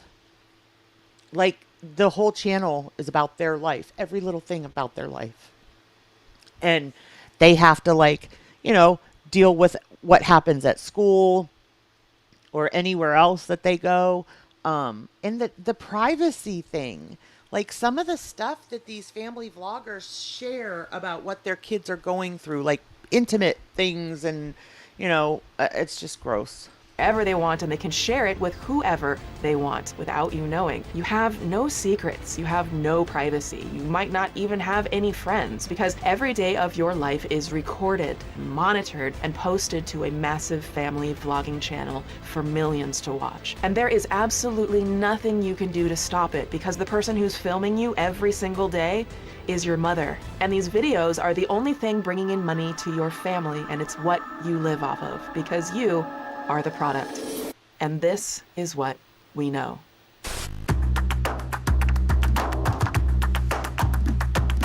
Ah yes, we have finally arrived at 8 Passengers and the Family Vlog Saga, aka my f***ing nightmare. Now, what started as a way for families to share their daily life. Now remember, guys, this was 5 months ago. So 5 months before it, you know, actually came out and they were arrested. And apparently it had been going on for years. Lives and create memories together has turned Allegedly. into a multi-billion-dollar industry, with some of the most popular channels amassing millions of subscribers and views. But as this trend grew, so did concerns over the exploitation of children in this content. Now, while there seem to be many families competing for the top spot of most exploitative, worst parenting, astoundingly neglectful, and repugnantly abusive, Ruby and Kevin Frankie of the channel 8 Passengers are right there with the worst of them. Allegedly. Yeah. Everything I say today is alleged. Form your own opinion, all that good stuff, you know. But like, no joke, this doc is about to get wild, and these folks are going to just piss you right off, allegedly. But first, oh hi there, hello, hello, hi, it's my face again. Swoop, swoop, swoop, swoop, swoop, swoop, swoop. I know some of y'all kill me if I don't do the theme song. So hello, hello, hi. If you're seeing me for the first time, welcome. My name is Swoop. I make documentaries and short films on unsolved cases, true crime, and social media influencers who abuse their power. Guys, I'm gonna pull up the bull in the car. Check this out. It's crazy. Is that a ladder? Like, does the bull go down the ladder? This doesn't even look, it's not even a truck, it's just a car. A giant bull named Howdy Doody was spotted riding shotgun in a car down a highway in Nebraska this week in a viral incident that turned heads nationwide and prompted a written warning from police. Lee Meyer was driving his modified Ford Crown Victoria sedan with his Watusi bull in the passenger seat early Wednesday when authorities got a call about the pair. Police in Norfolk, Nebraska told News Channel Nebraska that they received a 911 report about a cow, thinking it would be a calf, something small, or something that would actually fit inside a vehicle. It wasn't until officers saw it in person that they realized how large it really was. The news station captured video of the officers performing the traffic stop and Meyer's enormous horned co-pilot. The officer wrote him some warnings. There were some citable issues with that situation. The officer chose to write him a warning and ask him to take the animal back home and leave the city. Meyer and Howdy Doody later returned to their hometown of Neligh, which is nearly 40 miles away from Norfolk. It wasn't clear why they made the drive. Meyer's wife, Rhonda, told News Channel Nebraska that her husband got the bull 8 or 9 years ago, and it has been his friend and buddy ever since. Despite getting pulled over, she said her husband has been fine, and he thinks he's a movie star. It's not the first time Meyer traveled with his big bull. Howdy Doody was seen making a stop at a July 4th parade in 2019, Antelope County News reported. That's so funny. Okay. We will go back to Swoop. And manipulate audiences because, as I always say, it's not drama, it's dangerous. We also dig deeper into the root psychology, and sometimes we take it to Petty University, okay, child? We got the full uniform going on today, okay? Because these hoes be trying my patience with the bullshit. If you want to join the Petty University community, welcome, come one, come all, and you can also grab your exclusive Petty University apparel. The shop is linked below as always. Good morning, Tracy Lee Beauty. Welcome. Glad you could join us this morning. Okay, we're gonna dive right in, but real quick, a huge thank you to today's sponsor, ExpressVPN. If you're paying for Netflix, Hulu, Amazon, or other streaming services and you're not using ExpressVPN, you are missing out on so much. Good okay, morning, friends, I'm about to let you in Starfire. on a little secret that might piss you off. So did you know that Netflix and other streaming services are hiding thousands of shows and movies from you based on your location? And then they have the nerve to increase their prices on you? What in the whole grain gluten-free audacity? But honey, I am here to tell you how to unlock their entire library using ExpressVPN. So basically, when you do anything online, all of your activity is tracked through your IP address, which is attached to the country you're in, and streaming services all have restrictions based on your country. But when I turn on ExpressVPN, I can take my IP address and instantly switch it to another country that I choose, allowing me to control which country I want Netflix to think I'm in, so that I can instantly unlock tons more movies and shows. ExpressVPN has over 90 countries to choose from, so anytime I run out of stuff to watch, I just switch over to another country and boom, all the new shows. So I've been using ExpressVPN for almost 2 years now. It is a game changer. Like right now, I've been watching Better Call Saul, and it always comes out sooner in the UK than it does in the US. But with just one tap of a button, ExpressVPN lets me change my location to the UK where I can watch it. Honestly, y'all, watching Netflix without ExpressVPN is like going to Starbucks, but you're only allowed to order hot chocolate, okay? Why would I limit myself? Give me the coffee. I want the whole menu. And here is the best part. It's not just for Netflix. You can use ExpressVPN to unlock shows on so many other streaming services. It works on your phone, laptop, tablet, even your smart TV, so you can watch on the big screen with zero buffering. I literally have it on all of my devices. And of course, it also protects all of my private information and keeps everything secure too. So that's definitely a bonus. So be like me and stop paying full price for streaming services and only getting access to a fraction of their content. Go to expressvpn.com/swoop and get an extra 3 months for free and treat yourself to tons new movies and shows because you deserve it, honey. Okay, back to the doc. And once again, I just want to, as always, thank you for being here week after week, for spending your precious time with me. It really does mean so much to me, and for checking out the sponsors, which is a great way to help support the channel and also get something awesome for yourselves. I only partner with brands that I believe will bring a lot of value to your lives. Also, and I promise we're going to jump in like 2 seconds, but real quick, can we talk Instagram? Okay, so I have had this long time goal of hitting 100,000 followers on Instagram so I can finally feel like a real creator, okay? Because they be making you feel some type of way in these streets if you're not at 100K. I've been doing this a long time, but I rarely share my Instagram up front. So if you would like to help me, help us grow this amazing petty community and help me reach 100,000 followers, it would honestly mean so much to me. That's actually where I post most often. I go over cases, I get personal. You guys, like I said, I just found her. Does she change the color of her hair? Is it always blue?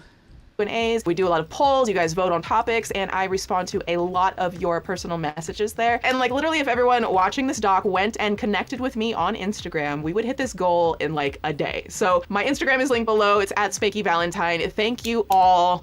Thank you. And now let's dig into the disaster that is 8 passengers. No amount of money. And I'm telling you, I was making millions. And I left it. So it all began on January 7th, 2015 with Ruby Frankie. And yes, it is Frankie. I hear a lot of people call them Frank, but Ruby says Frankie, so we're gonna go with Frankie. But Ruby Frankie was cutting into a fondant-covered cake, which would reveal the gender of their 6th child to the rest of the family. It's a girl, and while the 3 daughters are screaming with joy for a 4th, Chad, the eldest son, is visibly upset. Good morning, Willis. Bless his heart. As posts on the channel became more routine, views on the channel began to pick up, going from views in the hundreds to views in the thousands and hundreds of thousands. And today, the channel sits at 2.29 million subscribers, and most of their videos garner over 300,000 views. So most of the videos are with Ruby and her children as the primary subject. And so the fame, the attention, the benefits, and sponsorship offers, they all came rolling in. And Ruby... Tracy, thank you for becoming a member. Welcome. We're glad to have you. Or subscribers, sorry. I was just going to say something. I forget now. Most of all, began to just really love it, okay? A bitch never met a sponsorship or a view she didn't like, you know what I mean? You need to just accept the fact that your YouTube channel is big. When you get to be over 1 million subscribers, it attracts attention of a lot of people, and a lot of people who want to work with you. And if I allowed myself, I could really, like, just turn myself into a completely different person than who I am. Nerve, and I don't know. At the end of the day, I don't know how I've never heard of SWOOP before.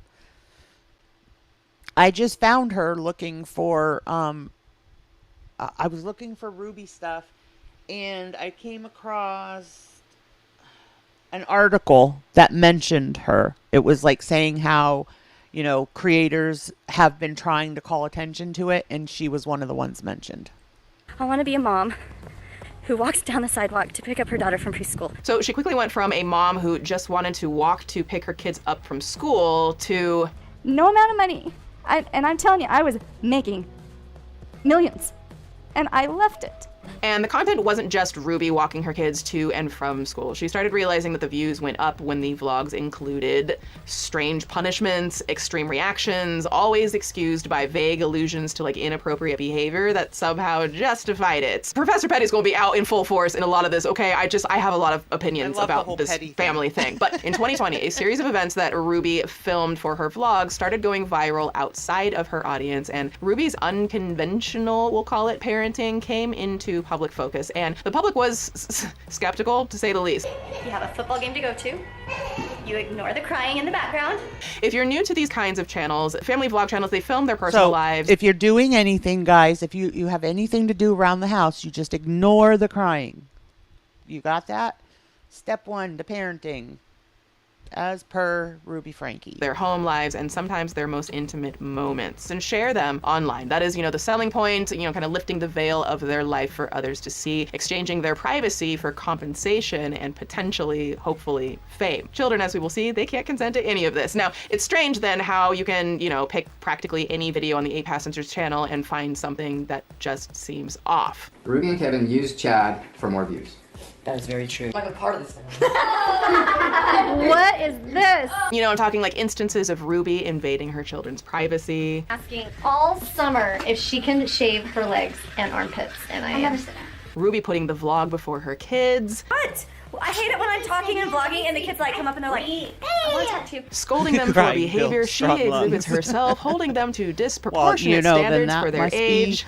Why Chantel has problems today. From here on out is disrespect, and you will be excused and go straight to your room. Or how about, you know, discussing their grades or exposing their private lives. Oh, and Ruby likes to film herself driving her children around a lot, all the time. Like, that's, yeah, great content, but also, can you not film while you are driving with a car full of kids? I'm just saying. Now, Ruby seems to structure her entire parenting style around using the vlog to trap her children in conversations they sure look like they'd rather have off camera. I mean, sometimes they literally say that. Often she's asked by her children to stop filming, and when she does, Challenge podcast reported that they could each get up to 90 years. I so hope. On camera, it's clear that they're uncomfortable sharing how they feel with hundreds of thousands of people, no matter how Ruby tries to cut around it. I'm gonna get down on your level.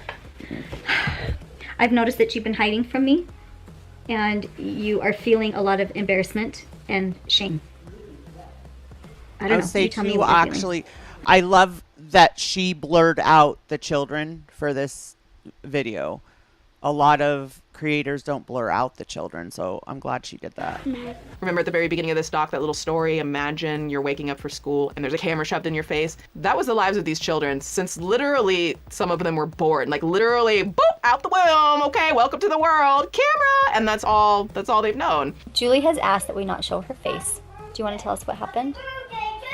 I think I may have already explained it. Her face looks very sore. After the backlash in 2020, which we will get to, don't worry, but the channel took a downturn, losing views and subscribers and leading sponsors to pull their support. And posts became kind of erratic, and eventually the channel stopped uploading in January of 2022, so just a little over a year ago. And for a lot of people, that might be where the story ends. However, there she is, guys. I shared your picture of the pudding, Nicole, because Peggy asked if you ever got the meringue to work.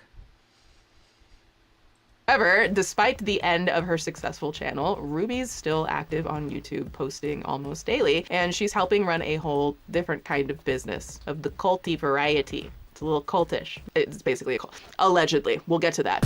She's going to need to be hungry. And hopefully nobody gives her food and nobody steps in and gives her a lunch. Did somebody say, did one of you say she has a record? So 8 Passengers was active for 7 years, and maybe, you know, it's a small... who's the other one I watched that has, is it Bailey? Is it Bailey Sarian that has, one of them I watch that has a record, and I love her too. Is your arm sore? Amount of time in comparison to some others in their genre, but you know, I feel like you could practically pick like any video on their channel and experience just a whole roller ass coast of roller ass coast. That is a weird, I don't know what that means, but we riding it, okay? But everyone buckle in, we're on the roller ass coast right now of emotions. But basically there's just a lot of cringing at Ruby's obvious vanity and laughing when her kids call her out and feeling shocked at how Ruby treats them on a daily basis. Now, Ruby may model the videos as, you know, this wholesome hangouts with her kids, but some viewers started to notice some disturbing patterns in Ruby's parenting philosophy, and they're patterns that led to accusations of neglect, exploitation, and even abuse. On another note, what do you think? Too much? It was not my idea. It was the kids. Sure it was, Ruby. Sure.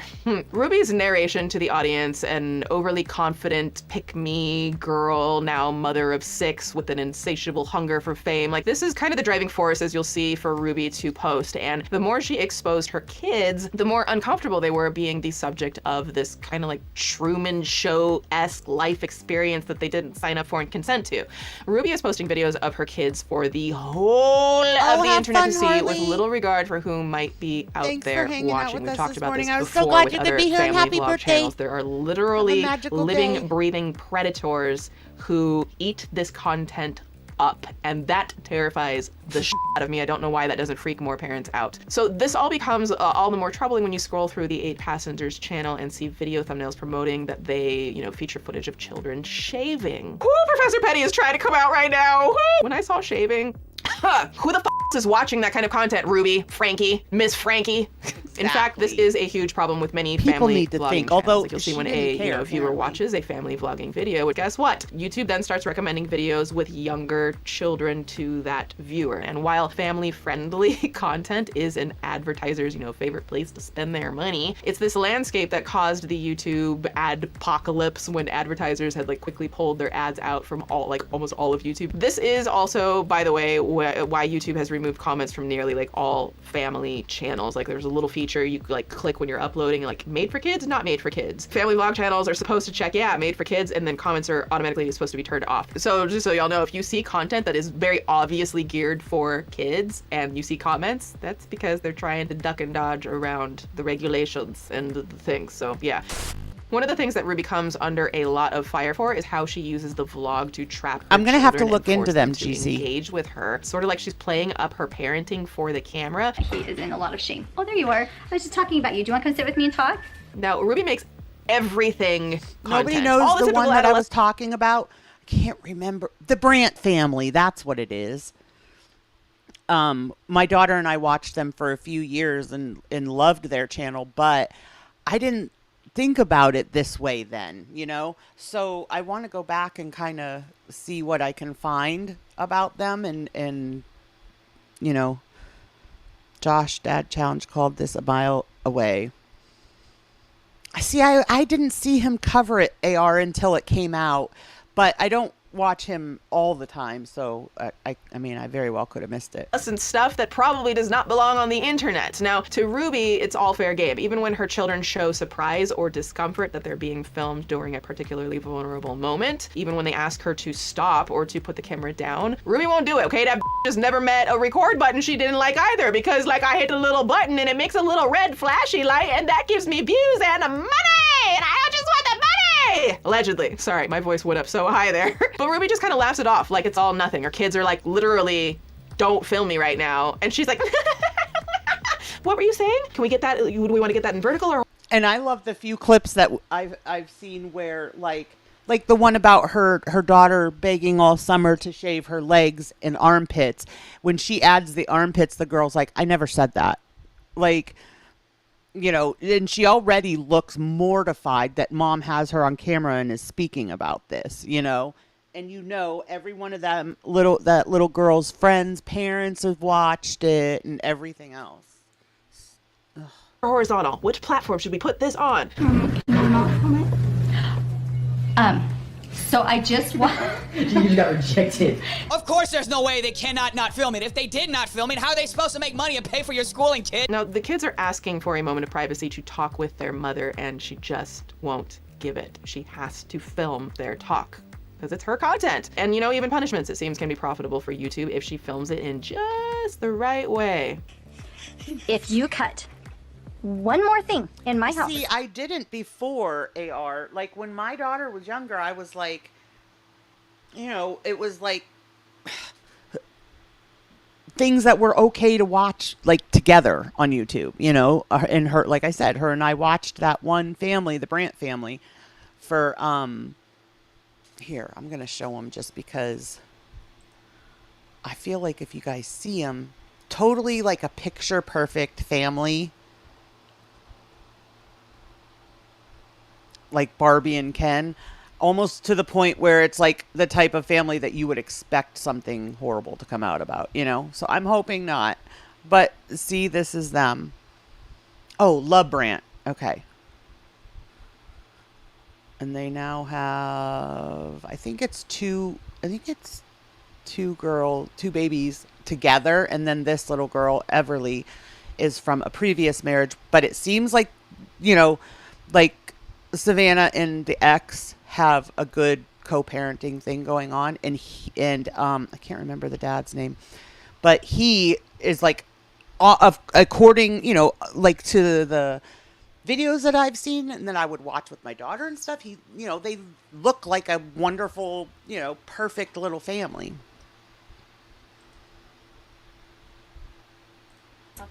Good morning, I'm Jilly. going to take the scissors. Look at me. And I'm Good gonna morning, cut its head Petty. off. Happy Labor Day. Ruby, come bring it in, Ruby. Bring it in. A little For closer, the a LeBrants? little closer. The LeBrants ex? Oh, see, now you guys know who I'm talking about. Probably you didn't know who I was talking about because I was saying Brant instead of LeBrant. Even if the kids wanted to be filmed, they're still not old. I totally agree, GC. Yep. But that's what I'm saying. Like, I didn't have the same look at these channels. Like, I didn't feel the same way about these channels then when my daughter was younger that I do now. I mean, I was at least smart enough to let her not have a YouTube channel when she kept begging for one. But I didn't think of all of the back stuff, you know? So that's why I kind of want to do like a deep dive into them and see if stuff has come out there. What the fuck? Seriously, I just like, what in the whole grain, gluten-free, sugar-free, Michael B. Jordan spread evenly on buttery biscuits. I'm sorry, Pete Davidson, but we're going Michael B. Jordan on this one. What the fuck, Ruby?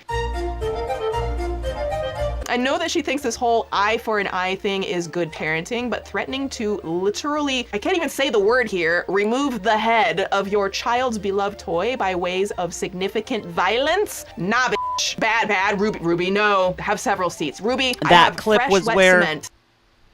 That clip that just passed was where she had the little girl's tie beanie baby, and she said, if you don't, or the next time you cut something in my house, this is what's going to happen. And she holds the thing by the neck and acts like she's cutting its head off. That would be terrifying to a little girl. Sitting in the back now. I'm gonna pave a bench. I'm gonna ask you to have a seat, and you're just gonna be permanently cemented down there for a while so you can think about what the you're doing. With peace and love, of course.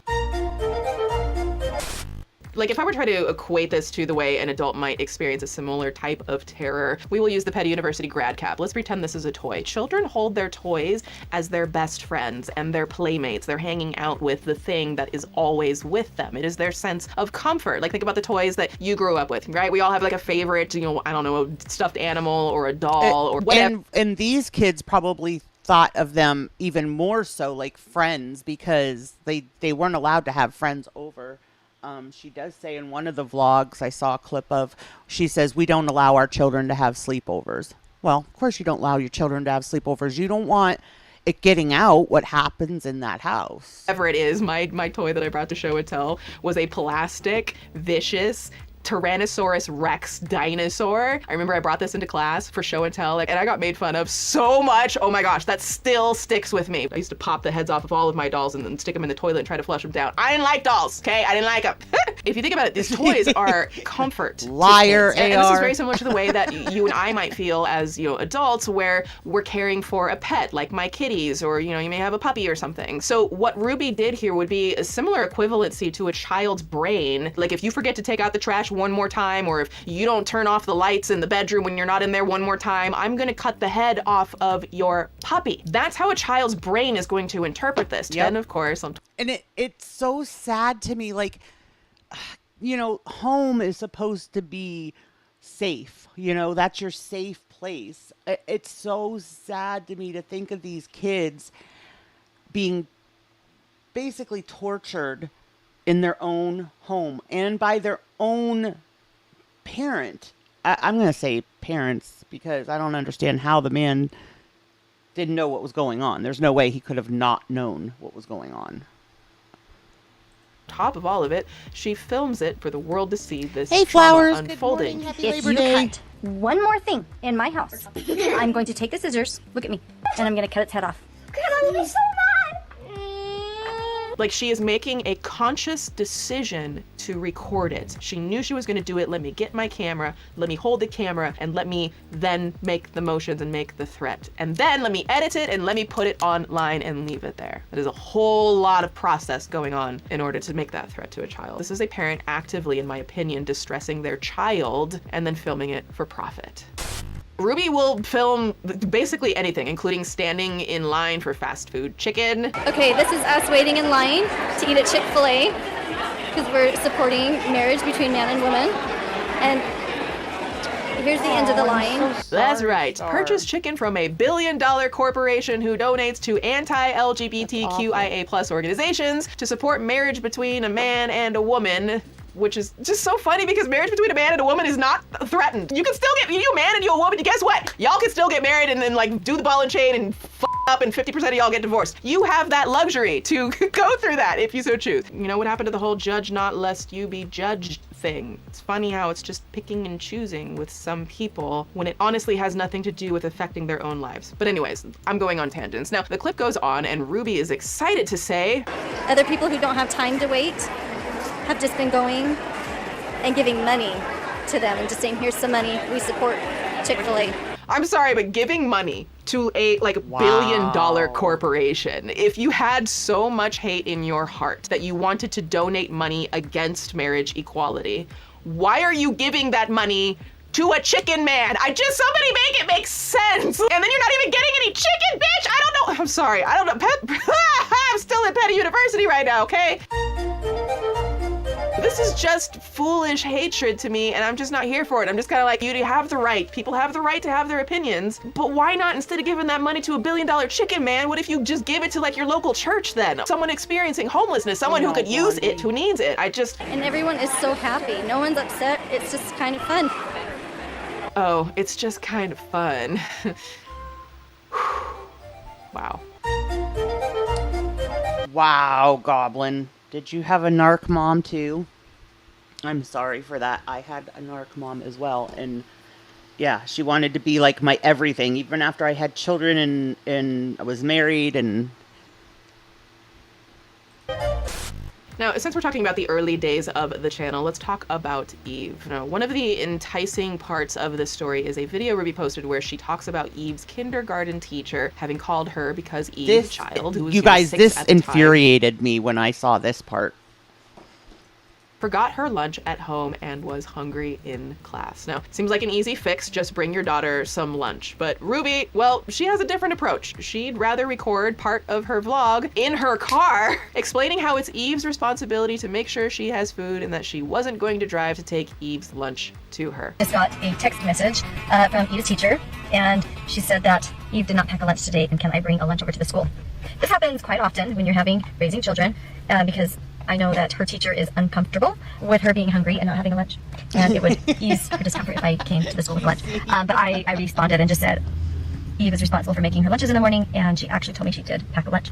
So the natural outcome is she's just going to need to be hungry. Eve, who is her 6-year-old daughter in kindergarten. Ruby is holding her to a level of responsibility that... I mean, it would have been horrible if it had been a 13, 14-year-old. But this little girl was 6. Responsible for making her own lunch in the morning and having a lunch. And she tells the teacher, because the teacher says, I'm uncomfortable with her being hungry. And the mother is like, well, basically like that was her choice to be hungry. She's responsible to make her own lunches. And she told me she had a lunch. Oh, just 2 minutes is all I need.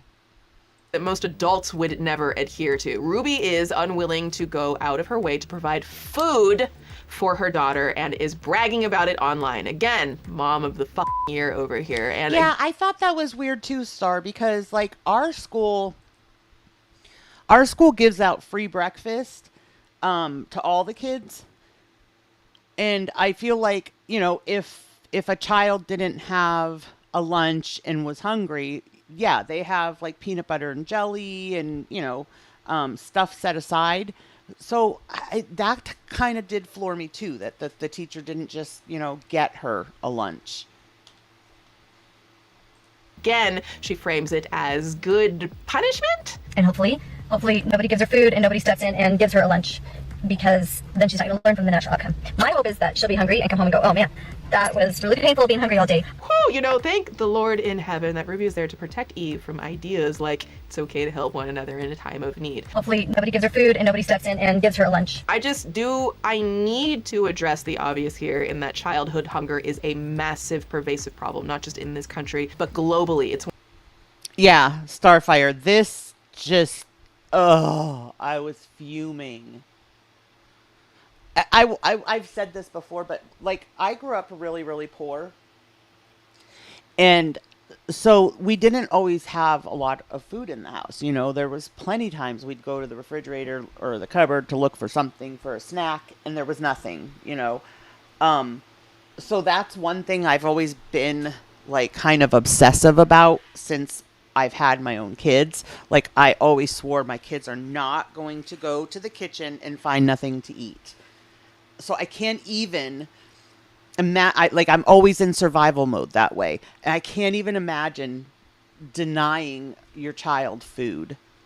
One of the biggest issues that we have on the planet, and humanitarian efforts have been fighting since the dawn of time to try to get on top of this. So if you're in a position where you have the privilege to be able to easily feed your child, you should feed your child. We also know that one of the telltale signs of child neglect is withholding food from the kid. I think it is disgusting to weaponize hunger against your 6-year-old child, who is a 6-year-old child. Maybe give her positive reinforcement, like stickers. You know, my younger family members love stickers, so give her some stickers when she comes home from school because she remembered to pack her lunch. Good positive reinforcement versus weaponizing hunger. I would imagine that might be a better way to go. Real quick, we have an incredible sponsor, HelloFresh, who I am so stoked to partner with again. I just love HelloFresh so much. So I don't know about y'all, but I suck at cooking. Okay, that's a lie. A bitch can't cook. Okay, there, I said it. We got free lunches because, you know, we were poor. So we did get free lunches at school. But I really think, like, if a kid came to school and didn't have a lunch and didn't have lunch money, they weren't going to let that child go hungry. It. But aside from that, I just don't have time for doing everything, like going to the grocery store, meal prepping, even the stress of planning the meals, all of it. So then I get stuck in these food ruts where I only eat the same couple of things and like, oh my gosh, it's like, well, do you know what I mean? Which is why HelloFresh is a game changer, and I've been using their service for like 2 years now. So HelloFresh is the best meal kit that delivers absolutely delicious foods, step-by-step recipes made with fresh, wholesome ingredients that are ready to go. There are no lines, no hassle, just great tasting meals delivered right to your door that you can whip up and enjoy in the comfort of your home. HelloFresh has 40 weekly recipes to choose from for all meal occasions. Yeah, see, our school did that with breakfast, Blondie. It's not, lunches aren't free yet, but so far they did this year. They went free breakfast for all the kids. Preferences. You can customize select meals by swapping proteins or sides, or even adding protein to a veggie dish, making it easy to eat exactly what you love. And now you can even upgrade for organic chicken or like organic ground beef on select meals. And the food is seriously so delicious. Like, I just cooked the most amazing sweet chili pork and cabbage crispy stir fry one night, and these mouth-watering beef and cheese tostadas with like tomato salsa and creme. What? I cooked that, okay? Me, chef boy, you better get her out of the kitchen. Me.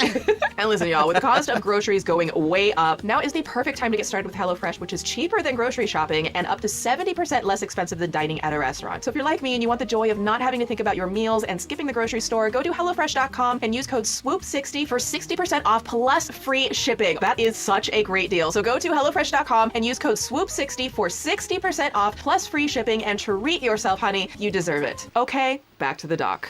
Like, they lived off of this principle, Lilith, that discomfort would like, basically discomfort was their punishment, whether it be withholding food, or like the one boy didn't have, or had to sleep in a beanbag chair. They took his bedroom away from him. Like, everything they did punishment wise was to make them uncomfortable so that they would learn.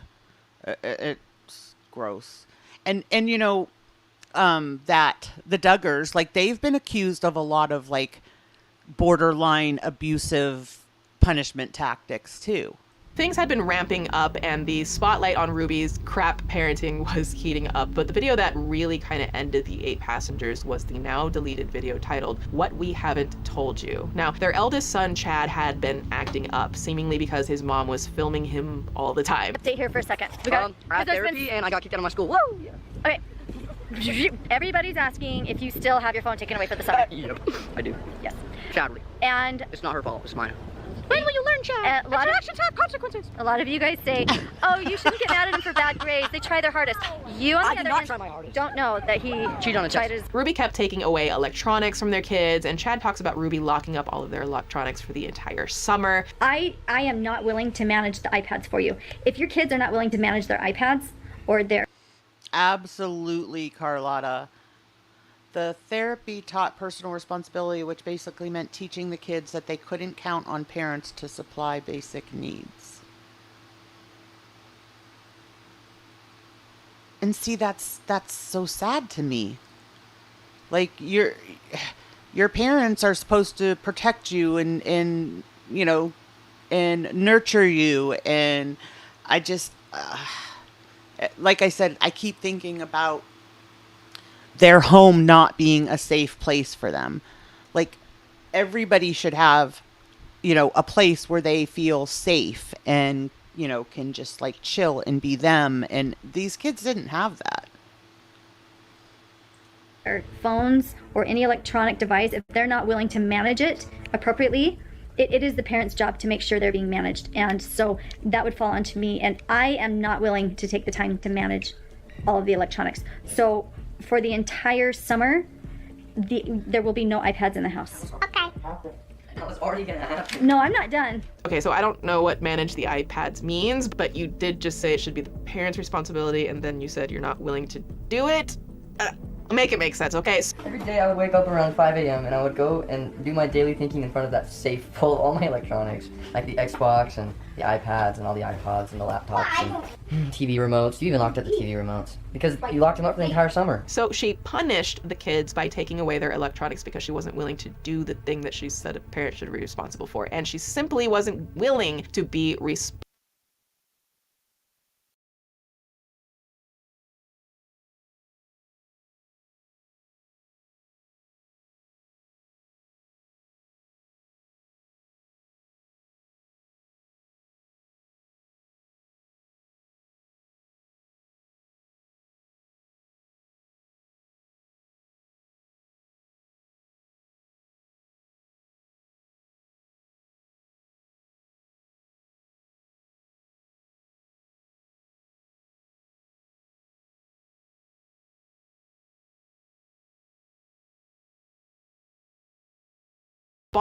For it, so she punishes. Arg. I was saying that I did catch, does anybody watch Sloan? I did catch his coverage of this yesterday, and he was saying, you know, if he was one of her children, she would have sent him, I can't remember, what do they call the camp that they send like gay or lesbian children, they send them to like basically get it out of them, or I don't know how they describe it, but it's gross. Good morning, Angel Glass.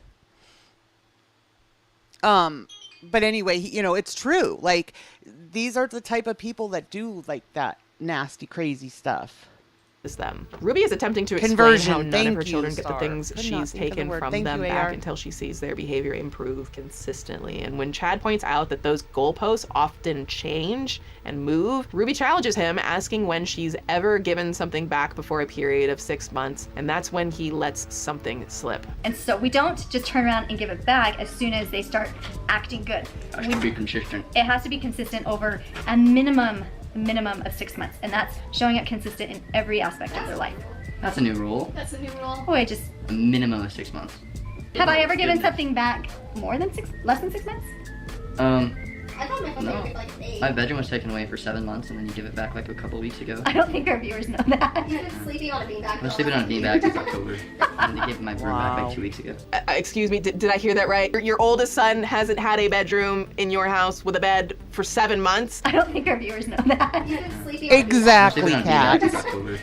I don't know, maybe try parenting. And he's been sleeping on a beanbag? Hello? Okay, the absolute lack of forethought into what this could potentially do to a developing need a brain Dammit and button. body is just dangerous. Who thinks Chad may have issues with security and privacy in the future? Show of hands. All right, Stephanie, you think, yeah, Cassandra, yeah, I see your hand, Cassandra. Okay, yeah, Veronica, I see you with, okay, Veronica, we on the same page? Chad showed that he was not able to manage himself sharing a bedroom with Russell. So when we moved, the bigger room in the basement was automatically his, and I didn't have a room, but we like put one on hold for me. So a lot of you are like, hey, that's not fair because Chad got the lesser bedroom and Russell got the bigger bedroom. Russell got the big bedroom and Chad got the the smaller bedroom, and Russell's bigger bedroom also had a bathroom. But what you guys didn't know was Chad didn't get any room. He didn't get anything. He was sleeping on the floor in the family room. Now, on top of all of this and the fact that she's broadcasting this to the countless millions of people, beyond even the obvious implications of what this could I am do literally mentally, making psychologically, a Dammit emotionally, button and how right this is now. going to affect him for the rest of his life, because this probably will invoke that trauma response in him, whether she wants to acknowledge that or not, because that is what happens with young impressionable child brains. But we also need to think about just the basics of what this could be doing to his physical development. You know, as someone who is dealing with a lot of physical pain issues myself, a child not having a proper bed when you have the luxury and the privilege and the honor of having a bed to sleep on in this wealthy household that you are living in, not having something proper to sleep on can seriously screw up your physical development, whether you're still growing or whether you're a grown-ass adult, okay? It could cause all kinds of issues that no one even knows about in the body in the immediate instance of this. And another thing that could be a factor here is him looking at his family members who are all sleeping on their comfortable beds for their health and their benefit, while they're also making mistakes or doing things that are not, you know, acting in the realm of perfection the way that Ruby seems to be demanding, or at least demanding publicly for these vlogs. But she could very easily be adding another layer of resentment in him when he's looking at, well, the rest of the family makes all kinds of mistakes and they get to sleep in bed at night. And it also could generate confusion. Again, he is still a child. His brain is not fully developed, and he's going to wonder why everyone else gets to make mistakes and still sleep okay at night. Ruby and Kevin say that Chad having a bedroom. He basically, the dad says, I don't know if she shows the clip, but in one clip, the dad says, basically, if you don't like the way we discipline our kids, don't watch. Good morning, Diva. Is a privilege, but not allowing him a bed, him sleeping on the floor or a beanbag, do you think he's getting enough sleep? Do you think this could be psychologically damaging to him? Is this neglect? According to the British Medical Journal, or the BMJ, one of the most respected and dependable medicine journals in the world, neglect is defined here as the neglectful failure to supply the needs of the child, including emotional needs. It does not include the deliberate and malicious withholding of needs, which is a form of abuse. In fact, over 17,000 people thought so enough to sign a petition on change.org that Ruby is abusing her children, and Child Protective Services needs to get involved. And they did. Now, they did close the case after interviewing all of the Frankie children, so I guess legally 8 passengers was just enough above board to not have criminal charges filed against them or something to happen, but the court of public opinion was much more harsh. Now, the revelation that Chad had endured a punishment that long and that strict in this house of luxury, and that it had gone completely unmentioned on the channel, when Ruby seems to revel in filming her disciplinary actions, made it obvious that Ruby knew this was too far. It was just too far, period. Like, it's funny how Ruby gets to just pick and choose what gets added to the vlog, and I'm sure the kids wish they had that privilege as well. This is kind of the moment when the channel begins to just burn a fiery doom. Oh wait, I forgot. Chad also casually mentions that he has no friends. And no, I have no friends. You can play with friends. No, like I don't have friends. I don't have friends either. I literally like told my friends I'm not hanging out with them anymore. Okay, we now have a Dammit button. Who was that? Last Nerve? Was that you that asked for the Dammit button? It's there. Hi, Shar. Good morning. Happy Labor Day. So, summer goal, become the best athlete I possibly can. How do you feel about not having any friends? Sucks, but I don't feel safe or accepted in any friend group, so. That's really vulnerable of you to say that on camera. Why doesn't he feel accepted by any group of friends, Ruby? Because you film everything about him, Ruby, and his privacy is non-existent, Ruby. How many friends would want to come around when they know they're gonna have no privacy and be splashed around for millions of people? How many friends' parents would be okay with that, Ruby? He's spoken about being made fun of at school because of the things that you've posted on YouTube, Ruby, and other kids don't want their own childhoods to be put in jeopardy by your lens, so they stay away from your children for their own sake, which I can't blame them. Also parents. And it's heartbreaking to think about for these kids. What appears to be the lack of care for her children and their futures in exchange for fame and brand deals is, I think it's abusive. Oh wait, hold on, wait. All the kids don't have any friends. Mad. Mad? Because I really won't get anything for summer. I won't be able to go anywhere. I don't have any friends, no iPads, no TV, nothing. But we learn even more because in the clip, Ruby says that Chad has just gotten back from someplace after being sent away from repeated irresponsible behavior. Chad came home from Anasazi and Russell was like, I want to try junking the basketball, and I lifted him up on the rim. And left him there. I saw 3 minutes, and he was just hanging on there. Do you think it's funny? Because and then I walk out. If you think it's funny, then that was 7 months ago. Maybe you need longer without a bedroom. Okay, hold on. Okay, what in the Jackson Galaxy Cat Whisperer is Anasazi? Well, it's a serious video when it's me sitting down and talking. But if it's the two of us sitting down and talking, it's like Even more serious. It's really serious. We decided it was best to clue you guys in on what's been going on a little bit with Chad. Oh yes, what is going on with Chad? Chad today has just entered the Anasazi Foundation Wilderness Therapy Program. Brandy, thank you so much for gifting memberships. Living in the Anasazi. Welcome to the Daisies, Carlotta, Cats, Lolly and Pops, Big Petty, and GC. Welcome. It's great to have you in the crew. Yeah, the desert mountains of Arizona. And he'll be with counselors and other youth that are trying to figure some things out. So you're probably wondering, what did Chad do? Okay, we're not even going to entertain that stuff. Okay, got it. So you are going to share with your viewers that you're sending Chad to some behavioral correction camp, and you are going to share his whole childhood and teenage years, but you are not going to entertain the idea of sharing what he did to merit sending him off for 8 to 10 weeks. And I wonder, it's good that she didn't, but also her choosing not to share it tells me it's more about protecting something about her than it is about him, unfortunately. What I lose sleep over is when kids start self-sabotaging their own efforts. Yeah. That's the kind of stuff that really concerns me. Just to stick it to their teachers or to stick it to their parents or family. And the only person they're really hurting is themselves. Yeah, that's the kind of behavior that we're hoping this program can help Chad correct. And so Oh, the self-sabotaging. Here's an idea. How about you stop filming him? Okay, Ruby? Ruby, no. He can literally never get away from his this. bathroom door Do you back, think that might be a contributing give him his factor bed to back? him acting out? But I don't know that Ruby cares about that because that would affect the bottom line and the profits, now wouldn't it? Like, if you can't exploit your kids, what do you have left? So again, what exactly is Anasazi? Now, Anasazi is just one of many organizations operating in deserts like Utah and Arizona as a healthcare center for troubled youths. Now, there are so many of these camps that it's being called the troubled teen industry. In fact, try to take a broad approach to the world because some of what these places consider troubled, you or I might consider completely freaking normal and maybe actually even healthy. Now, they have programs designed for children ages 13 to 17, as well as young adults who are struggling with mental health, lack of motivation. Diva, this is Ruby Frankie. You've probably seen like at least thumbnails up all over YouTube. It's all over the tubes. They were a family vlogging channel, and last week one of her children showed up at the neighbor's house bound in duct tape and had lacerations and bruises all over and was malnourished. And they ended up going in the home and taking 4 kids. Now, here's my question. Okay,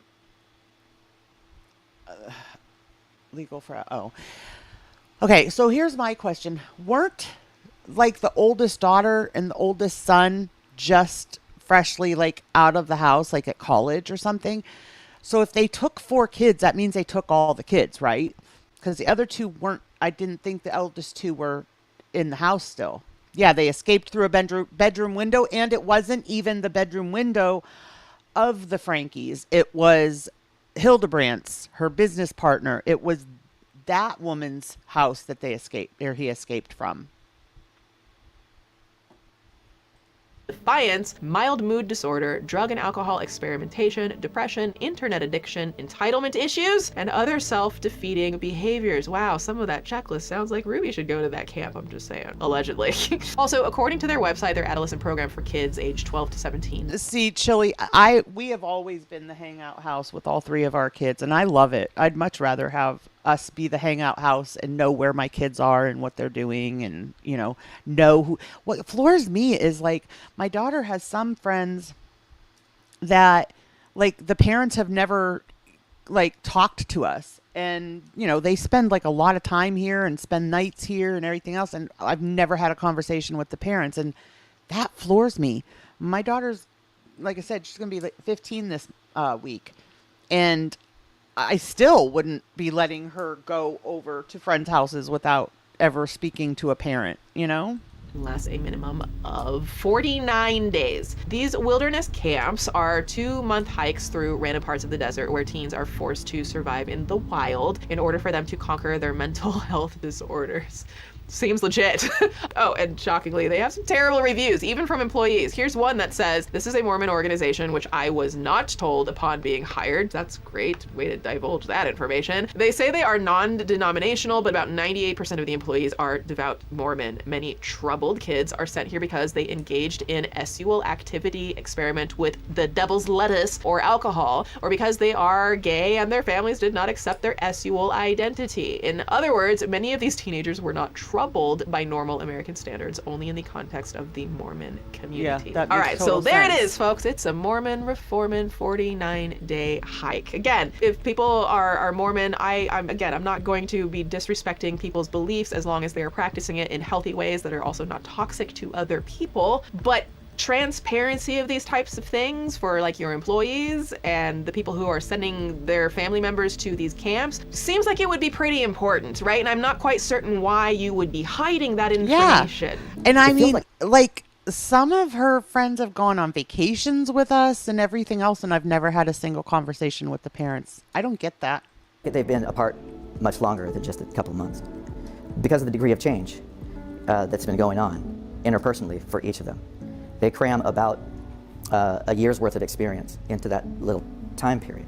Okay, so they literally filmed Chad reunite with his parents and used that in Anastasi's promo video. I'm kind of wondering if maybe they worked out some little collab brand deal. Mine was not like that at all, Brandy. My mom was a single mom. Like I said, we were really poor, and we were hardly ever allowed to have friends overnight because we just couldn't afford to feed another mouth, you know.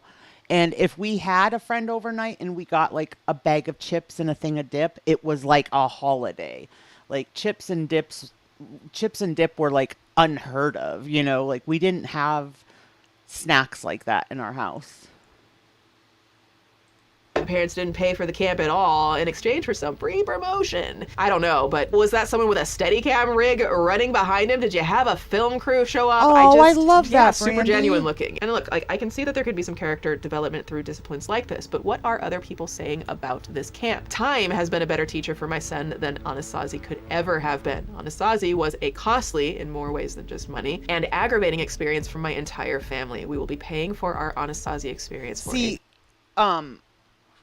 my house was always full and loud. Same, Brandy. Like, not as a kid. I wasn't, like I said, I hardly was ever allowed to have friends over or anything. But my kids, this has always been the hangout house. And I always say I am most happy when my house is full of children. As long as it's good sounds, like the noise does not bother me as long as it's like laughing and talking loud or whatever. You know, if they were fighting or something, it'd bother me. But I love the sound of, you know, children being children.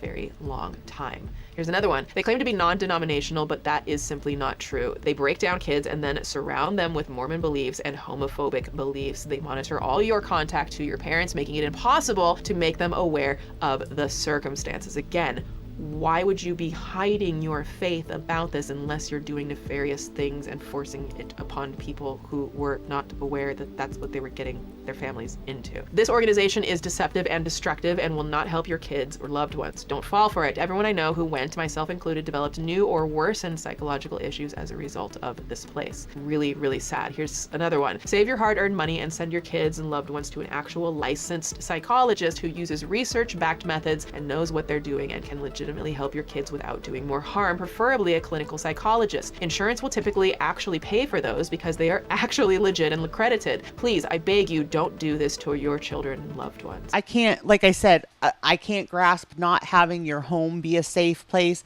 but then having your parent, the one that is supposed to take care of you and provide for you and give you that safe home, sends you away. You don't even have like anyone to depend on to get you out of there, you know? But despite these amazing reviews, the Frankies send Chad and, well, yes, bitch, it didn't work. Chili, Okay? that's because exactly what it or no, GC. That's exactly what it reminds me of, is like military training where they have to knock you down to nothing to build you back up, right? But you don't do that to children. Like, that's exactly what I said in the beginning, all this. I'm like, it sounds like boot camp type stuff. As soon as he's back, his bedroom is taken away and he's sleeping on the floor for 7 months. But you weren't supposed to know about that until Chad opened his mouth, remember? Because Ruby certainly wasn't going to tell us. But you know, it came out, so at least Ruby got some content. Yeah. So she posted their reuniting video. I mean, again, how many camera angles y'all got? And then she posted a Q&A with Chad about Anastasia. I'm gonna try to get Chad to sit down and do a Q&A. Chad, can I do a Q&A? Chad, do you want to do a Q&A? Hey, Leah, good morning. Here Sure. we go. Ready? Where did you go? Anastasia. And where is that? Arizona, Tucson National Forest. Okay, why did you go there? Because I was a bad boy. That is not true. It was true. Sorry, I'm totally triggered because I've tried to teach him, like, everyone's a good boy because you are divine. Yes, We make that's what choices you're that instilling aren't in good. these That doesn't children. make you not good. So he wasn't a bad boy, but I think he seems pretty sure that's what you thought of him and why you sent him to the wilderness for 8 weeks. Are you scared that when you go back to your normal life, you'll fall back into old routines or habits that took you on your journey? I already have. But the whole point of going out there was knowing that I will not be perfect and I will mess up, which I already have. Oh, shocker. She's using him for content again. It's all sunshine and rainbows. Yay, I'm so glad to have my son back. Meanwhile, this lady isn't even letting him sleep in an actual bed at home. She just wants to make sure that he knows she has control over his life for as long as she possibly can. Allegedly. People started unsubscribing in droves, and when things come to light, they really come to light, and all of the problematic parenting that Ruby had documented for years was now under scrutiny, not by fans, but by the public looking for the unfit parent, and I think they found it. Are they okay? Are they okay? Are you okay? Russell? This was my first car crash. And you know what? I want to tell you something, and I want you to really listen. We should have been in that crash. By the way, they weren't in this crash. They did witness it, and Ruby makes sure her camera is rolling to make sure she can post herself, checking on the drivers who were in the crash, which, by the way, if someone just showed up at my window, like I was in an accident a few months ago, if someone had just shown up and instead of like assessing if I'm okay, what's the situation, and they were just filming me like this and like getting the selfie shot, I would be livid. That's that reality, because I wouldn't be consenting to that and that driver wasn't consenting to that. That's just like really says a lot to me about her mindset. But then when she's saying we were supposed to be in this crash, the only thing right, that's Blondie, and all the while they weren't the parents weren't going without food at all. So, you know, the kids that it's so sad. Like the kids that were being punished and couldn't have food, the other kids are able to eat in front of them. The parents can eat in front. Like that's torture. Doing is instilling fear in her children by telling them that they should have been in that crash. The really effed up thing there is that could have, I don't know if this did or not, that could have generated anxiety for the children of being in cars. I am dealing with such a profound amount of anxiety after the accident. I can't, like, I can't Same, drive Blondie. right now. My daughter always takes, my boys used to do the same thing. They take juice boxes, they take like a few of their favorite snacks, and they take 2 of everything, so there's one for them and one for their friend. And to be honest, I appreciate it when other families do that, but there's really no other families that do that. Not the kids that come here.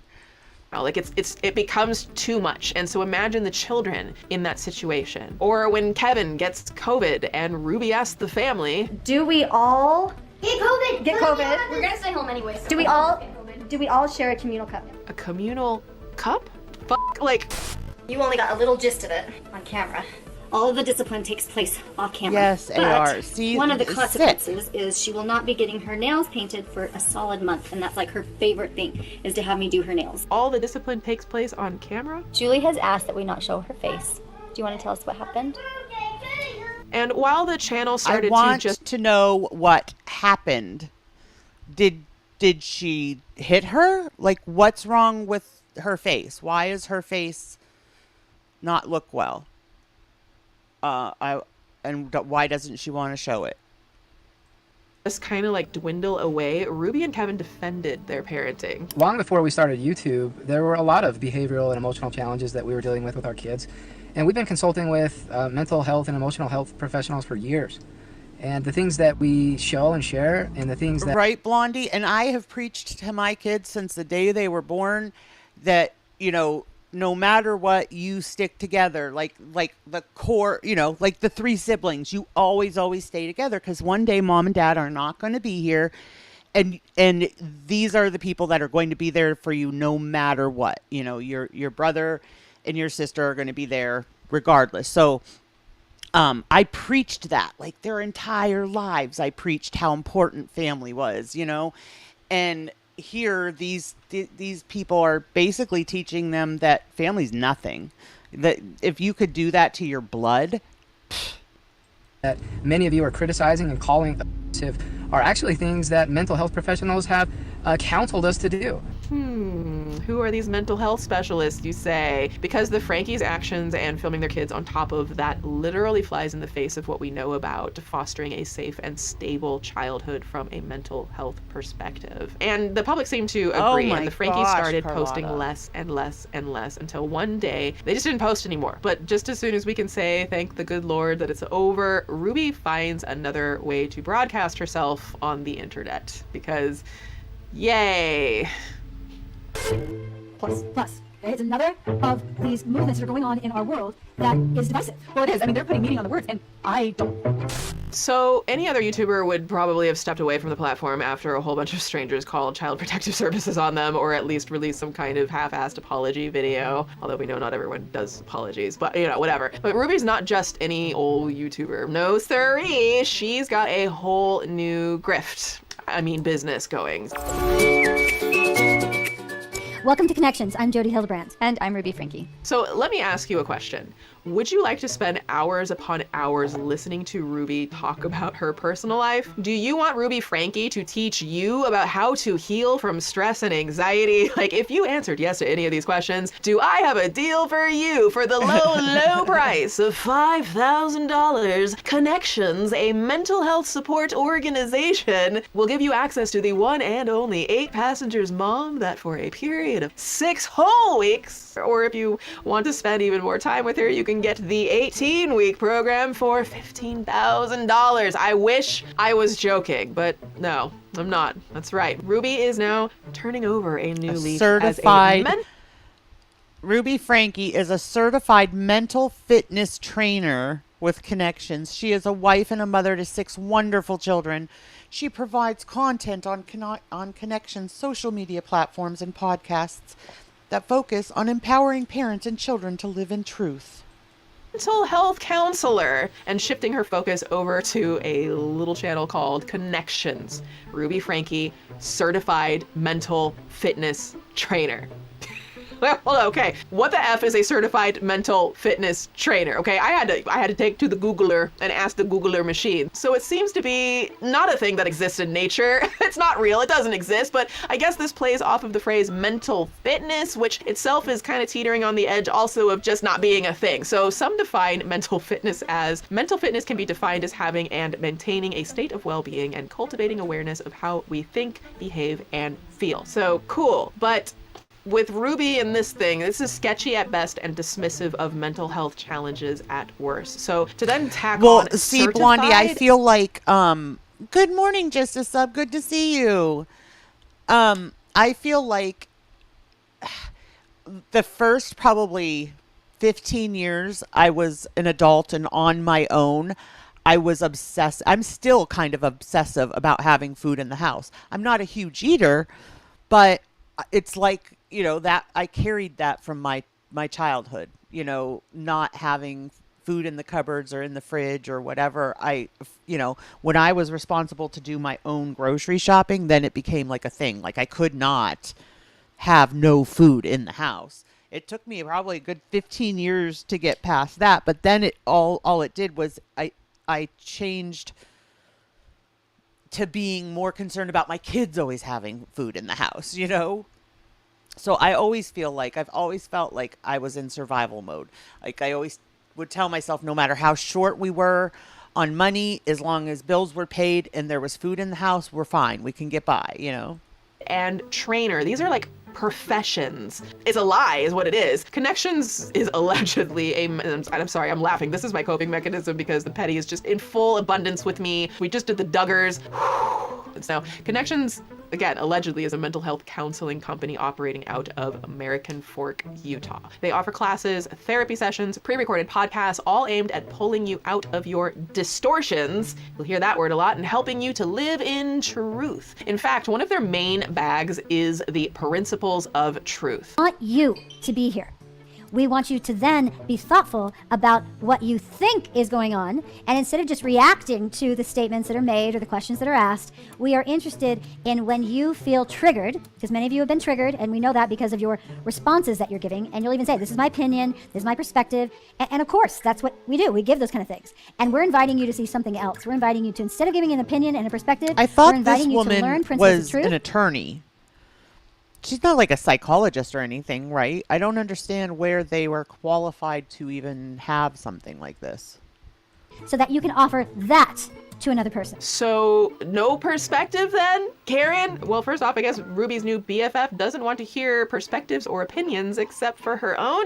That's Jody Hildebrandt. Hildebrandt, did I say that right? I think I did. Now, unlike Ruby, Jody does have a master's degree in educational psychology. It is. Actually It's is a sick, licensed counselor. Well, correction, I should say was licensed and then wasn't and then is licensed currently. You know, there was just this small little 18-month period where her license was suspended for divulging patient information to people who weren't authorized to receive it. You know, no big. Who needs medical I wanna go back 'cause privacy? I missed it. She apparently does have medical training of something. Thoughtful about what you think is going on, and instead of just reacting to the statements that are made or the questions that are asked, we are interested in when you feel triggered, because many of you have been triggered, and we know that because of your responses that you're giving. And you'll even say, this is my opinion, this is my perspective. And of course, that's what we do. We give those kind of things. And we're inviting you to see something else. We're inviting you to, instead of giving an opinion and a perspective, we're inviting you to learn principles of truth so that you can offer that to another person. So no perspective then, Karen? Well, first off, I guess Ruby's new BFF doesn't want to hear perspectives or opinions except for her own. That's Jody Hildebrandt. Hildebrandt, did I say that right? I think I did. Now, unlike Ruby, Jody does have a master's degree in educational psychology and actually is a licensed counselor. Well, correction, I should say was Same, just a sub. I'm so the same. It's like, and I hate to entertain. I don't know. I'm not, I don't like having like people over and stuff. I hate being responsible for keeping people entertained. And I'm like the type, you come over to my house, there's the fridge, there's the cupboard, help yourselves, you know? And like, that's just always how I've been when we have kids here or anything like that. Licensed and then wasn't and then is licensed currently. You know, there was just this small little 18-month period where her license was suspended for divulging patient information to people who weren't authorized to receive it. You know, no big. Who needs medical privacy? Oh no, well, more Big precisely, Petty, are she you in told the her client's hospital? school, Brigham Young University, a classically Mormon university, that her client / their student was addicted to corn. Yeah, she divulged that. And she also told the elders of his LDS church, and he lost his privileges with the church and was kicked out of BYU. So nothing says open embracing church practices like throwing someone out when they're having a bit of a challenge.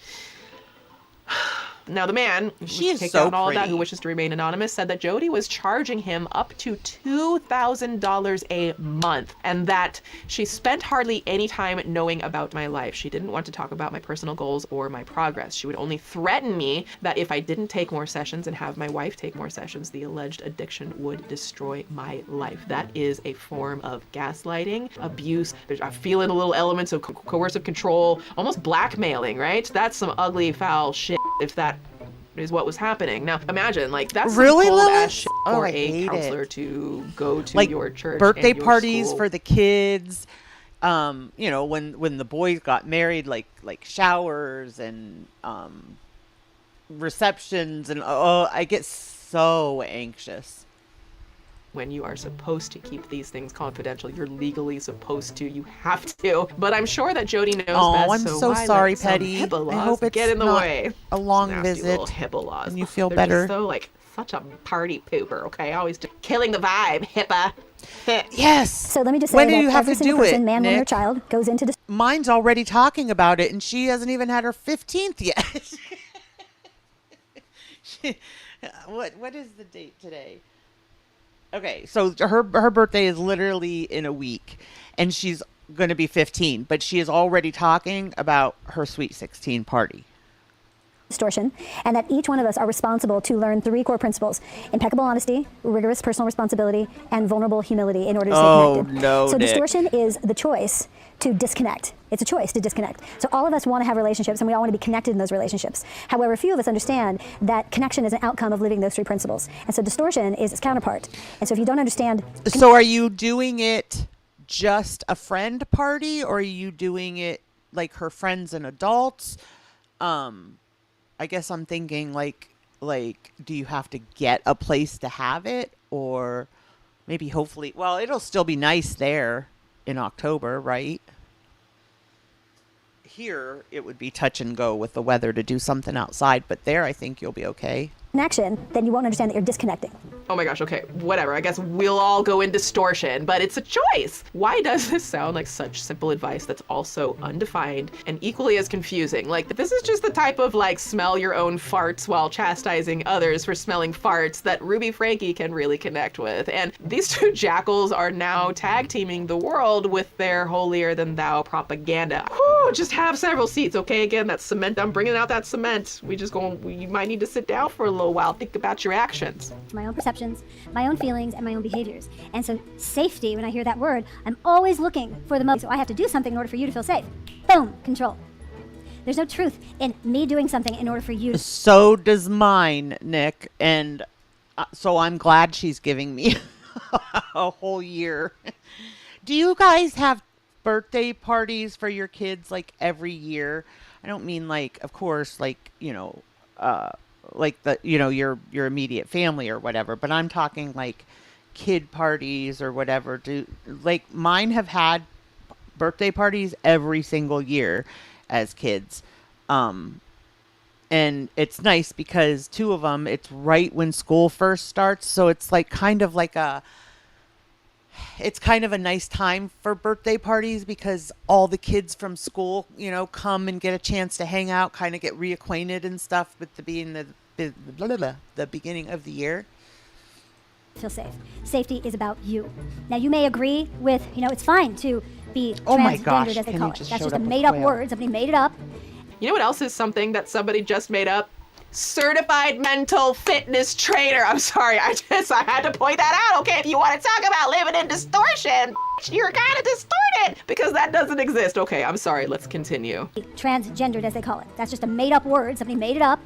And there still isn't any truth to it. It doesn't matter how you angle it, how you talk about it, how many people support it. There's no truth in I was born in a wrong body. Even though someone says, but I feel it. Holy cow, Carlotta. I feel it. Doesn't matter if you feel it.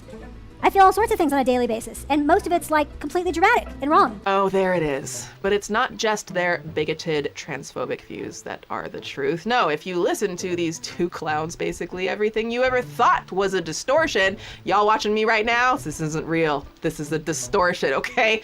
So anger in and of itself is simply a very strong feeling of opposition. And so opposition is simply a disagreeing of, it's a disapproval of.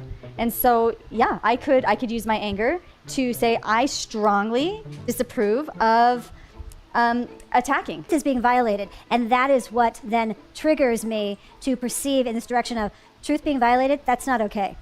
And because I am a lover of truth, I then feel this strong emotion to oppose the distortion of principles. Holy crap, y'all, I thought 8 passengers was bad. These hoes out here in these streets just full on chuffing their own farts out here. But like, What are we really doing here? This woman plays God. She sets her clients up to depend on only her so she can keep collecting your money. She reminds me of the abuser in an abusive relationship. She isolates her clients by setting up unrealistic expectations so they believe all of their friends and family are toxic, leaving them to only depend on her and her support. That is such an astute review that this person left, and it's right on target. You know, so I see the old manipulate them into needing your paid for services Hannibal. forever routine, right? Happy I wouldn't Labor trust this Day. company. They use brainwashing tactics to manipulate you. They intentionally make you feel bad about yourself and use slander. Please stay away from this company at all costs. They are a scam. Scam, you say? Are you sure you're not just living in distortion? No, but seriously, this is like, actually, you know, all jokes aside, this is serious, and this can be really damaging to people's lives, especially people who are dealing with mental health challenges. Yeah, and they're charging $5,000, $15,000, giving these people hope that they can, you know, help them with their mental health issues. Is who need an actual professional to help them. The things these women say are nonsensical. They throw around buzzwords like truth and distortion in a rambling word salad. And Yeah, like her saying anger is basically opposite. I don't think of anger as opposition. Not necessarily.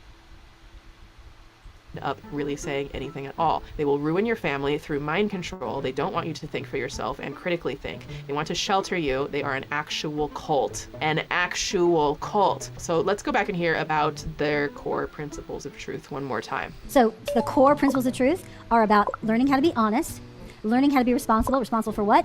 Your own perceptions, your own feelings, your own actions. So perception comes first. Then you have an emotional response to a perception, like you're creating that. And then you take your perception and your emotion and you then go act with it.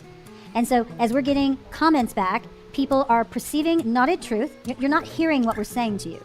We're inviting you to be responsible for what you're perceiving. And we're asking you to be responsible for your action, which is your typing. I'm going to react to this person. And here's how we will know if a comment is coming towards us in truth. There will be curiosity in your question. You will say, help me understand. Are you freaking serious? This is how we will know that you're coming at us with truth. You will say, I used to do this and now I can see truth. Anyone who is actually practicing living principles of truth does not attack, does not get defensive, does not blame, does not say, well, sin is sin, it's okay. They don't do those things. And so if you hear in your mind... It reminds me of like a knockoff cult, because the basic principles of life is big, and they're calling this the basic principles of truth. It's like it's like forming their own cult. That you're getting reactionary and you want to come at one of us and you feel like that's wrong. You are in classic distortion. So what she is doing is formulating what has the structural basis of every type of cult. But instead of basing it on religion precisely, she's framing things as truth and distortion. And Ruby is full in because it creates this defense that excuses her from having to take any personal accountability for her own actions with her exploitation of her children and her family through the 8 Passengers channel and all of the things that we've seen her put her children through without their consent and got called out for. If you ask me a question, you must ask it in a certain way, show curiosity, which doesn't enable a person to give actual criticism. Well, I mean, you know, it's been, you know, floating around YouTube and everywhere else for years and years. What's the word? Accusing Mormons, you know, of being abusive and things like that because of basic life principles. Well, this is like I said, it's like, so at first I thought, okay, cult, they're talking cult because they were following basic life principles. Okay, I understood that. No, this is like a whole new cult. Like they're making their very own cult and changing it to the, what is it? The principles of truth. Or critique or show concern for the very apparent harm and exploitation that she has done of her children. It creates this kind of bubble around herself and setting up, you know, a preemptive defense strategy to where anyone who says this is harmful or this is dangerous or this is concerning or confusing, unless, you know, I phrase it in some curiosity question, then there must be something wrong with the people who are looking and calling for accountability, not them. You see how they could do no wrong and everyone else is doing wrong all the time? Because they just call it distortion, because they're the purveyors of truth. You know, and it's like then they're like, you know, building this defense strategy with a little army of servants who are indentured through mind-controlling therapy and manipulative techniques and gaslighting, who are paying money to them. This is a slippery slope, because the more someone buys into this, the more even psychologically obligated they feel that they should believe in it. You know, the more money they spend, the less they want to realize, and certainly don't want to admit that it might have been misguided or foolish or they were tricked. And so these people who are paying this money will defend Ruby and Jody when other people come at them with, you know, without a sense of curiosity. It's just like, bitch, you know, we know what we're seeing and we're calling it out as we see it. How's that for your principles of truth? But seriously, the foundational building blocks for nearly every cult that we've seen in modern time is that the leaders of the cult are creating a fortress around them with their followers by training their followers to believe that the leader cannot be questioned. You know, if you have a concern about something the leader is doing, or if you don't believe in something the leader is doing, then you can only softly approach the leader on their terms and in the way they specify and dictate. You have to approach them. So they're building this fortress around them of people who will not question their integrity and will not question their actions, and instead will defend everything that the leader does and call it truth. Gross. Are they using like the actual Bible too to you know, to brainwash these people? Because, like, you know, one of the 10 commandments is thou shalt not have any idols before me.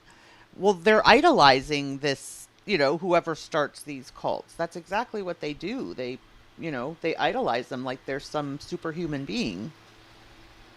Ruby's been talking like this for years. She slid this stuff in almost unnoticed. Okay, you guys, I need to go have a talk with Russell. The fact that he's not willing to sit with me and be humble and talk is a big demonstration to me that he has some distorted views and that he is in a lot of shame. Oh, there you are. I was just talking about you. Do you want to come sit with me and talk?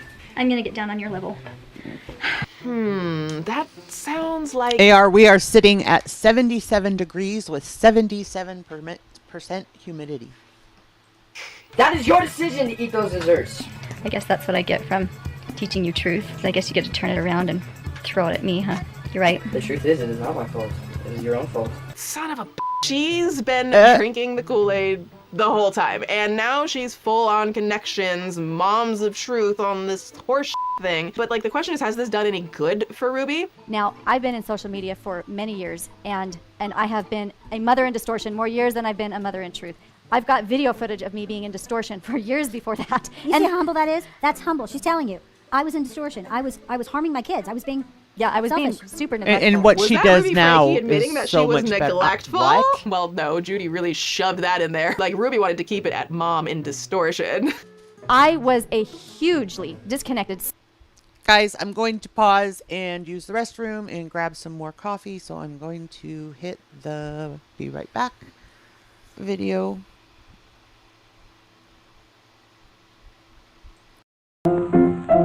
Let's all go to the lobby. Let's all go to the lobby. Let's all go to the lobby to get ourselves a treat.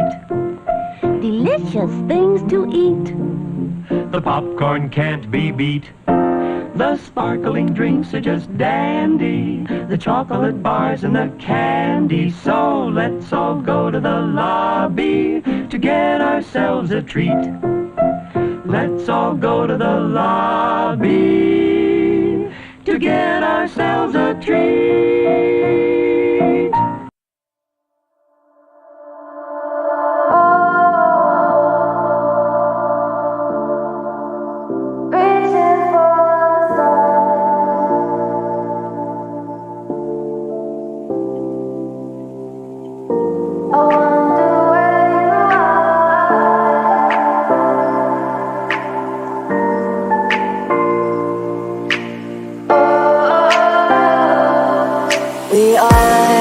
We are dreaming in the dark. We are nothing more than dust. Search but you stay lost. We are reaching for the stars, but we're making this too hard. And I wonder where you are.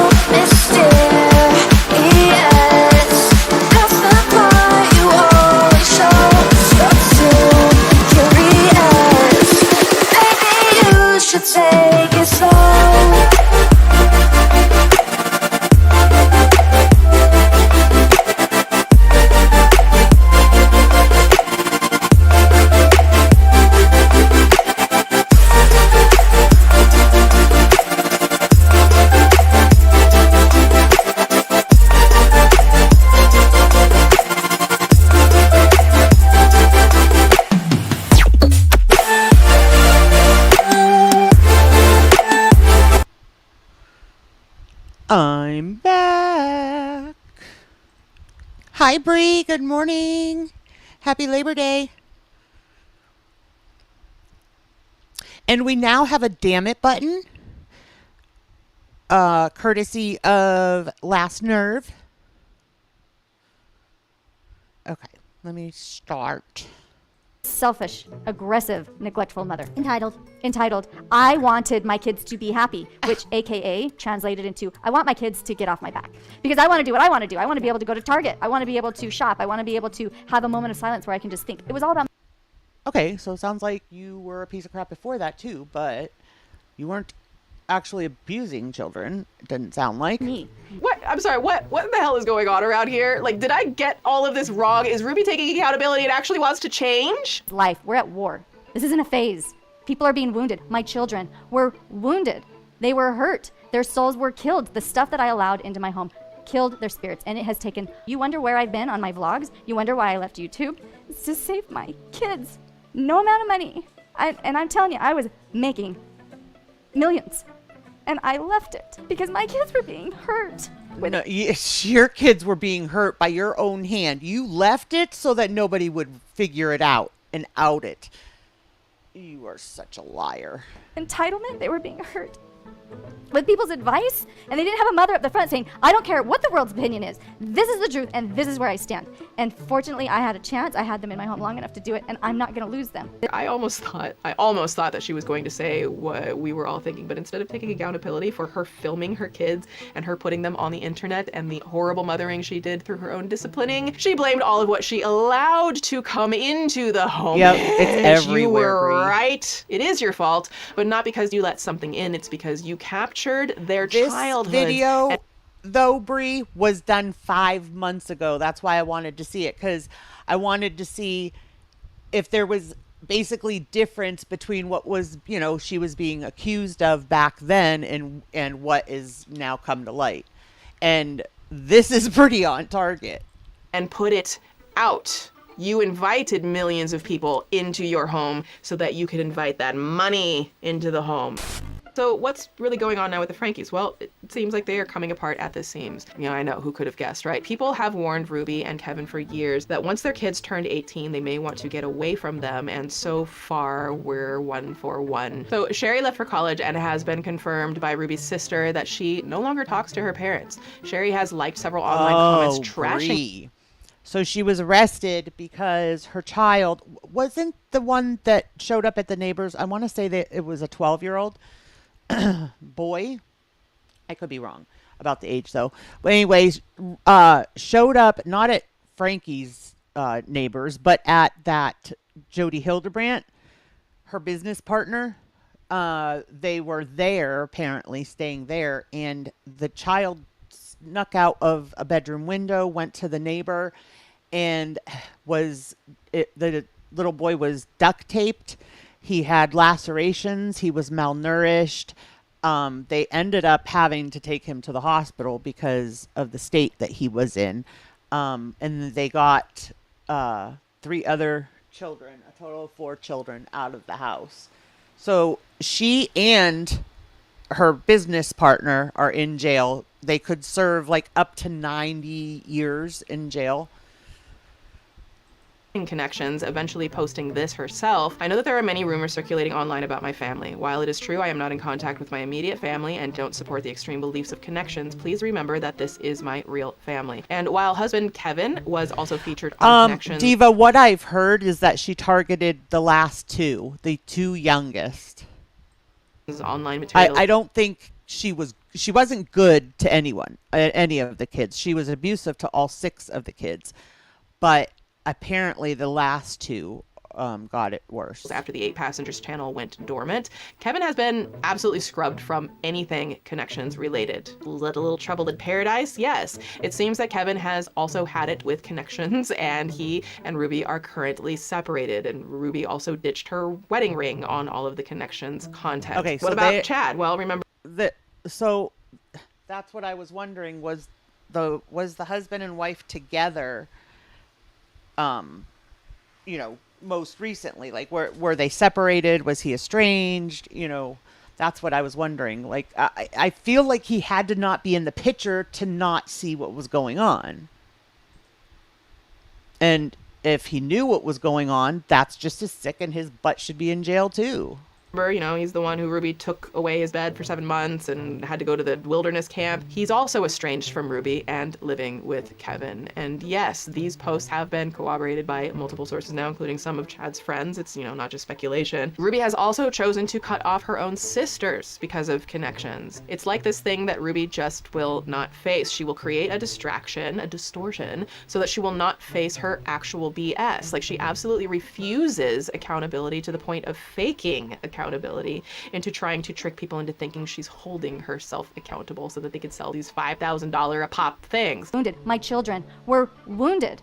They were hurt. Their souls were killed. The stuff that I allowed into my home killed their... But in reality, or in truth, I should say, Ruby is living in distortion, where she is not accountable for seemingly anything. And her 2 oldest children don't talk to her. Her husband separated from her. Her own sisters refuse to talk to her, yet she's the one out here platforming marriage and family advice? What advice are you qualified to give, Ruby? Besides how, like, not to do it? Ruby, okay, listen. You know, it's sad. It's sad for the family. I think a lot of this falls on her shoulders.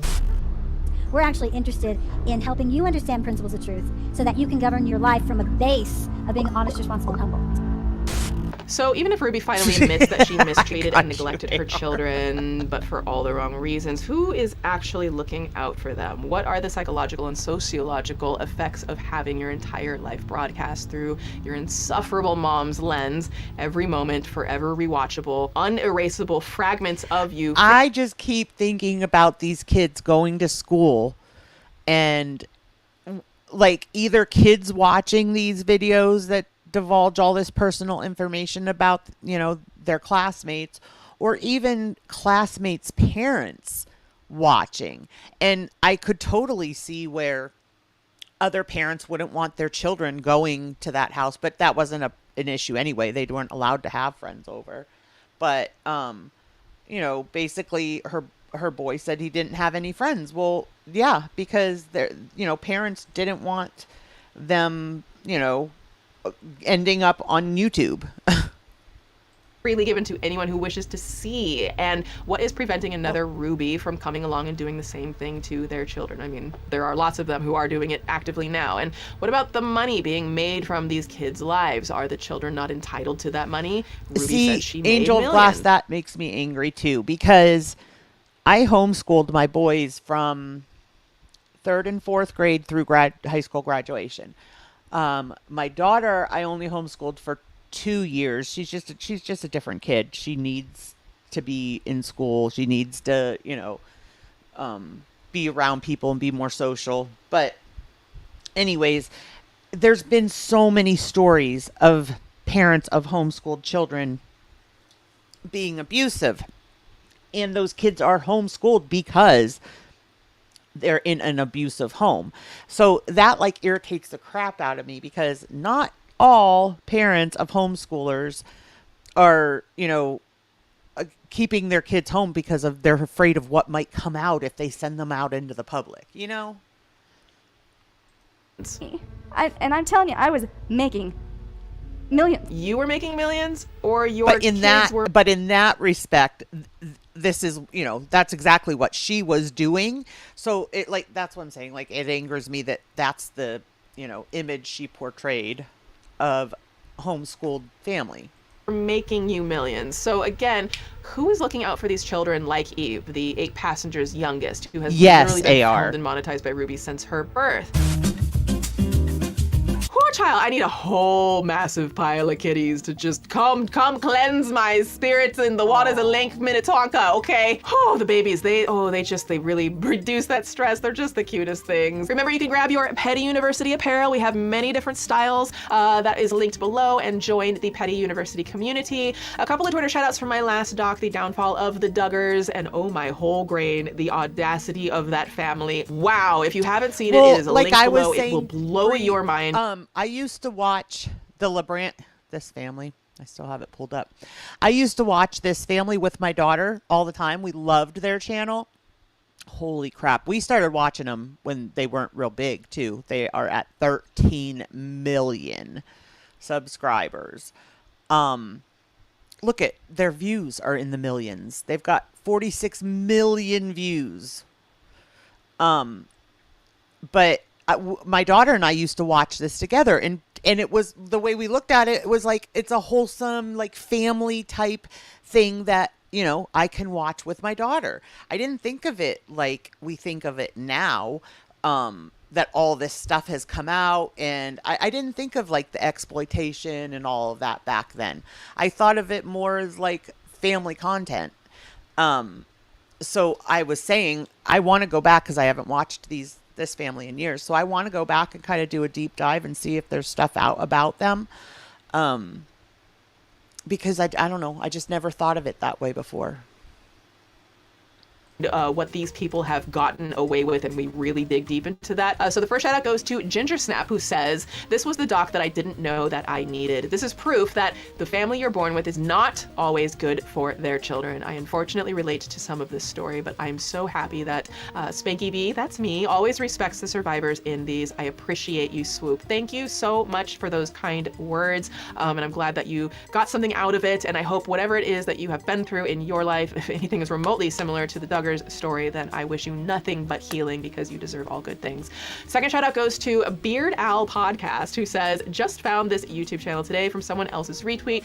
Watched this whole thing because I'm low-key obsessed with this train wreck. I am 100% subscribing and checking out everything else on this channel. Super informative and entertaining." Thank you so much, Beard Owl. And that just like brought me all the way back. I actually met, this is such a random story, I met Weird Al at the Grammys a number of years back, and like I had my like long curly hair going, and like he's got his long curly hair. We took a photo together. I'm gonna try to find that photo because like your Twitter handle just made me remember that I had that experience. It's so random. If you want to be my next Twitter shout out, make sure to follow me on Twitter at SpankyV, linked below, and retweet this video right here. Also, follow me on Instagram at Spanky Valentine, linked in the description. I have a new goal to finally hit 100,000 followers, 100,000 of us petties joining together on Instagram, so I can feel like a real creator and we can continue expanding our community. Seriously, I've been doing this for so long. It is a big goal of mine. So like, yeah, if everyone watching followed me there, we would hit 100,000 followers in a day. She so is will you help me reach so my pretty, Instagram AR. I goal? agree. I would so appreciate it. Be sure to check out ExpressVPN and get 3 months free by tapping my link in the description, or go to expressvpn.com/swoop and enjoy all your favorite new movies and shows. Be sure to check out.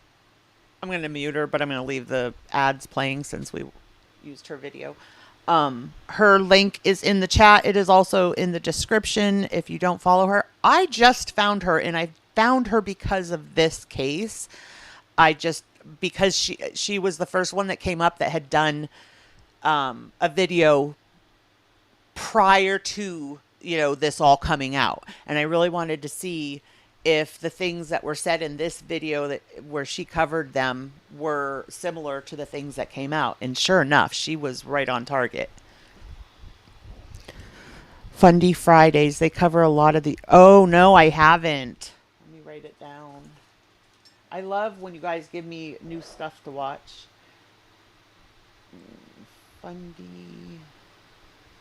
That's on YouTube?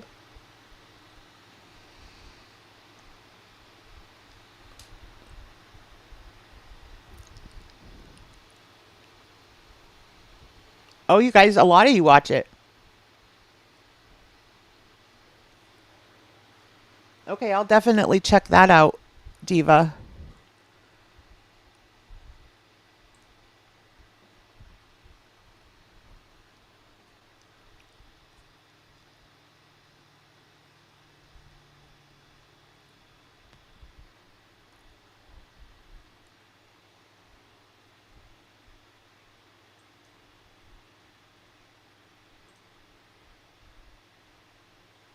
Oh, we got a new Foxy 8. Okay, hold on. Let me first get her link. Okay.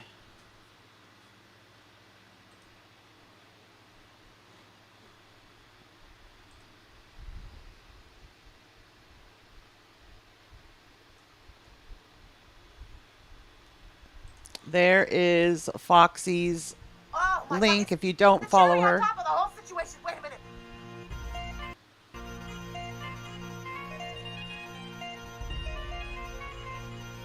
Bye, Starfire. Thanks for spending the morning with us. She's like a little scared, but she's also loving the attention and the drama again. Oh yeah. I've never heard. Oops.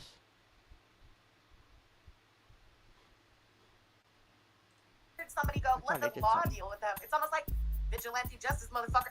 Just like, all gloves are off, right? No. Full and meaningful, loving life. I will always read you like a book. Your book has 2 fucking pages, and I know them both by heart. Oh my God! All the people who could have like come forward and done this, like a dark horse comes out of nowhere. We're not doing anything. Who? Us? I say innocently with a jackal smile across my face. What are you talking about? Who's doing anything? We're just here watching the show like we always do and always have. Is there some? Usually Foxy's videos are, you know, based off of like something that is currently going on. So did I miss something with FFG in this lumberjack thing? I don't really watch FFG, so I'd be lost.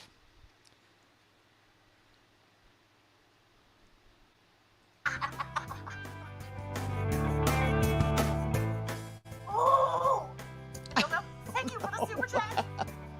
I think Marty just gave me It's Marty. Okay, got it now. After that one, and calm down. My voice is wrecked. I have a key to my own front door. I can go half naked if I want to into my own fucking car and drive it anywhere I want. No one's gonna stop me. Nasty. Whoa, calm down. Okay, now this makes sense. But what is the deal with Breezy and Marty? Like, it's kind of creepy how much she talks about him. Seem pretty worked up. Don't be a goof. Come on, let's go and get a drink at the Loose Caboose. How the fuck does she know? I was trying to help Marty over the phone with the problem. Marty was asking, like, are you playing with yourself? Because I am. Then Marty said, I love you. Then he tried to call a gentleman of the night. Marty asked if he was gay. So Marty got frustrated, but I'm also not clutching my pearls. To be continued.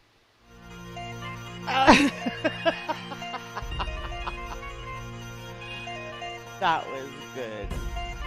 I gotta get here the original channel link.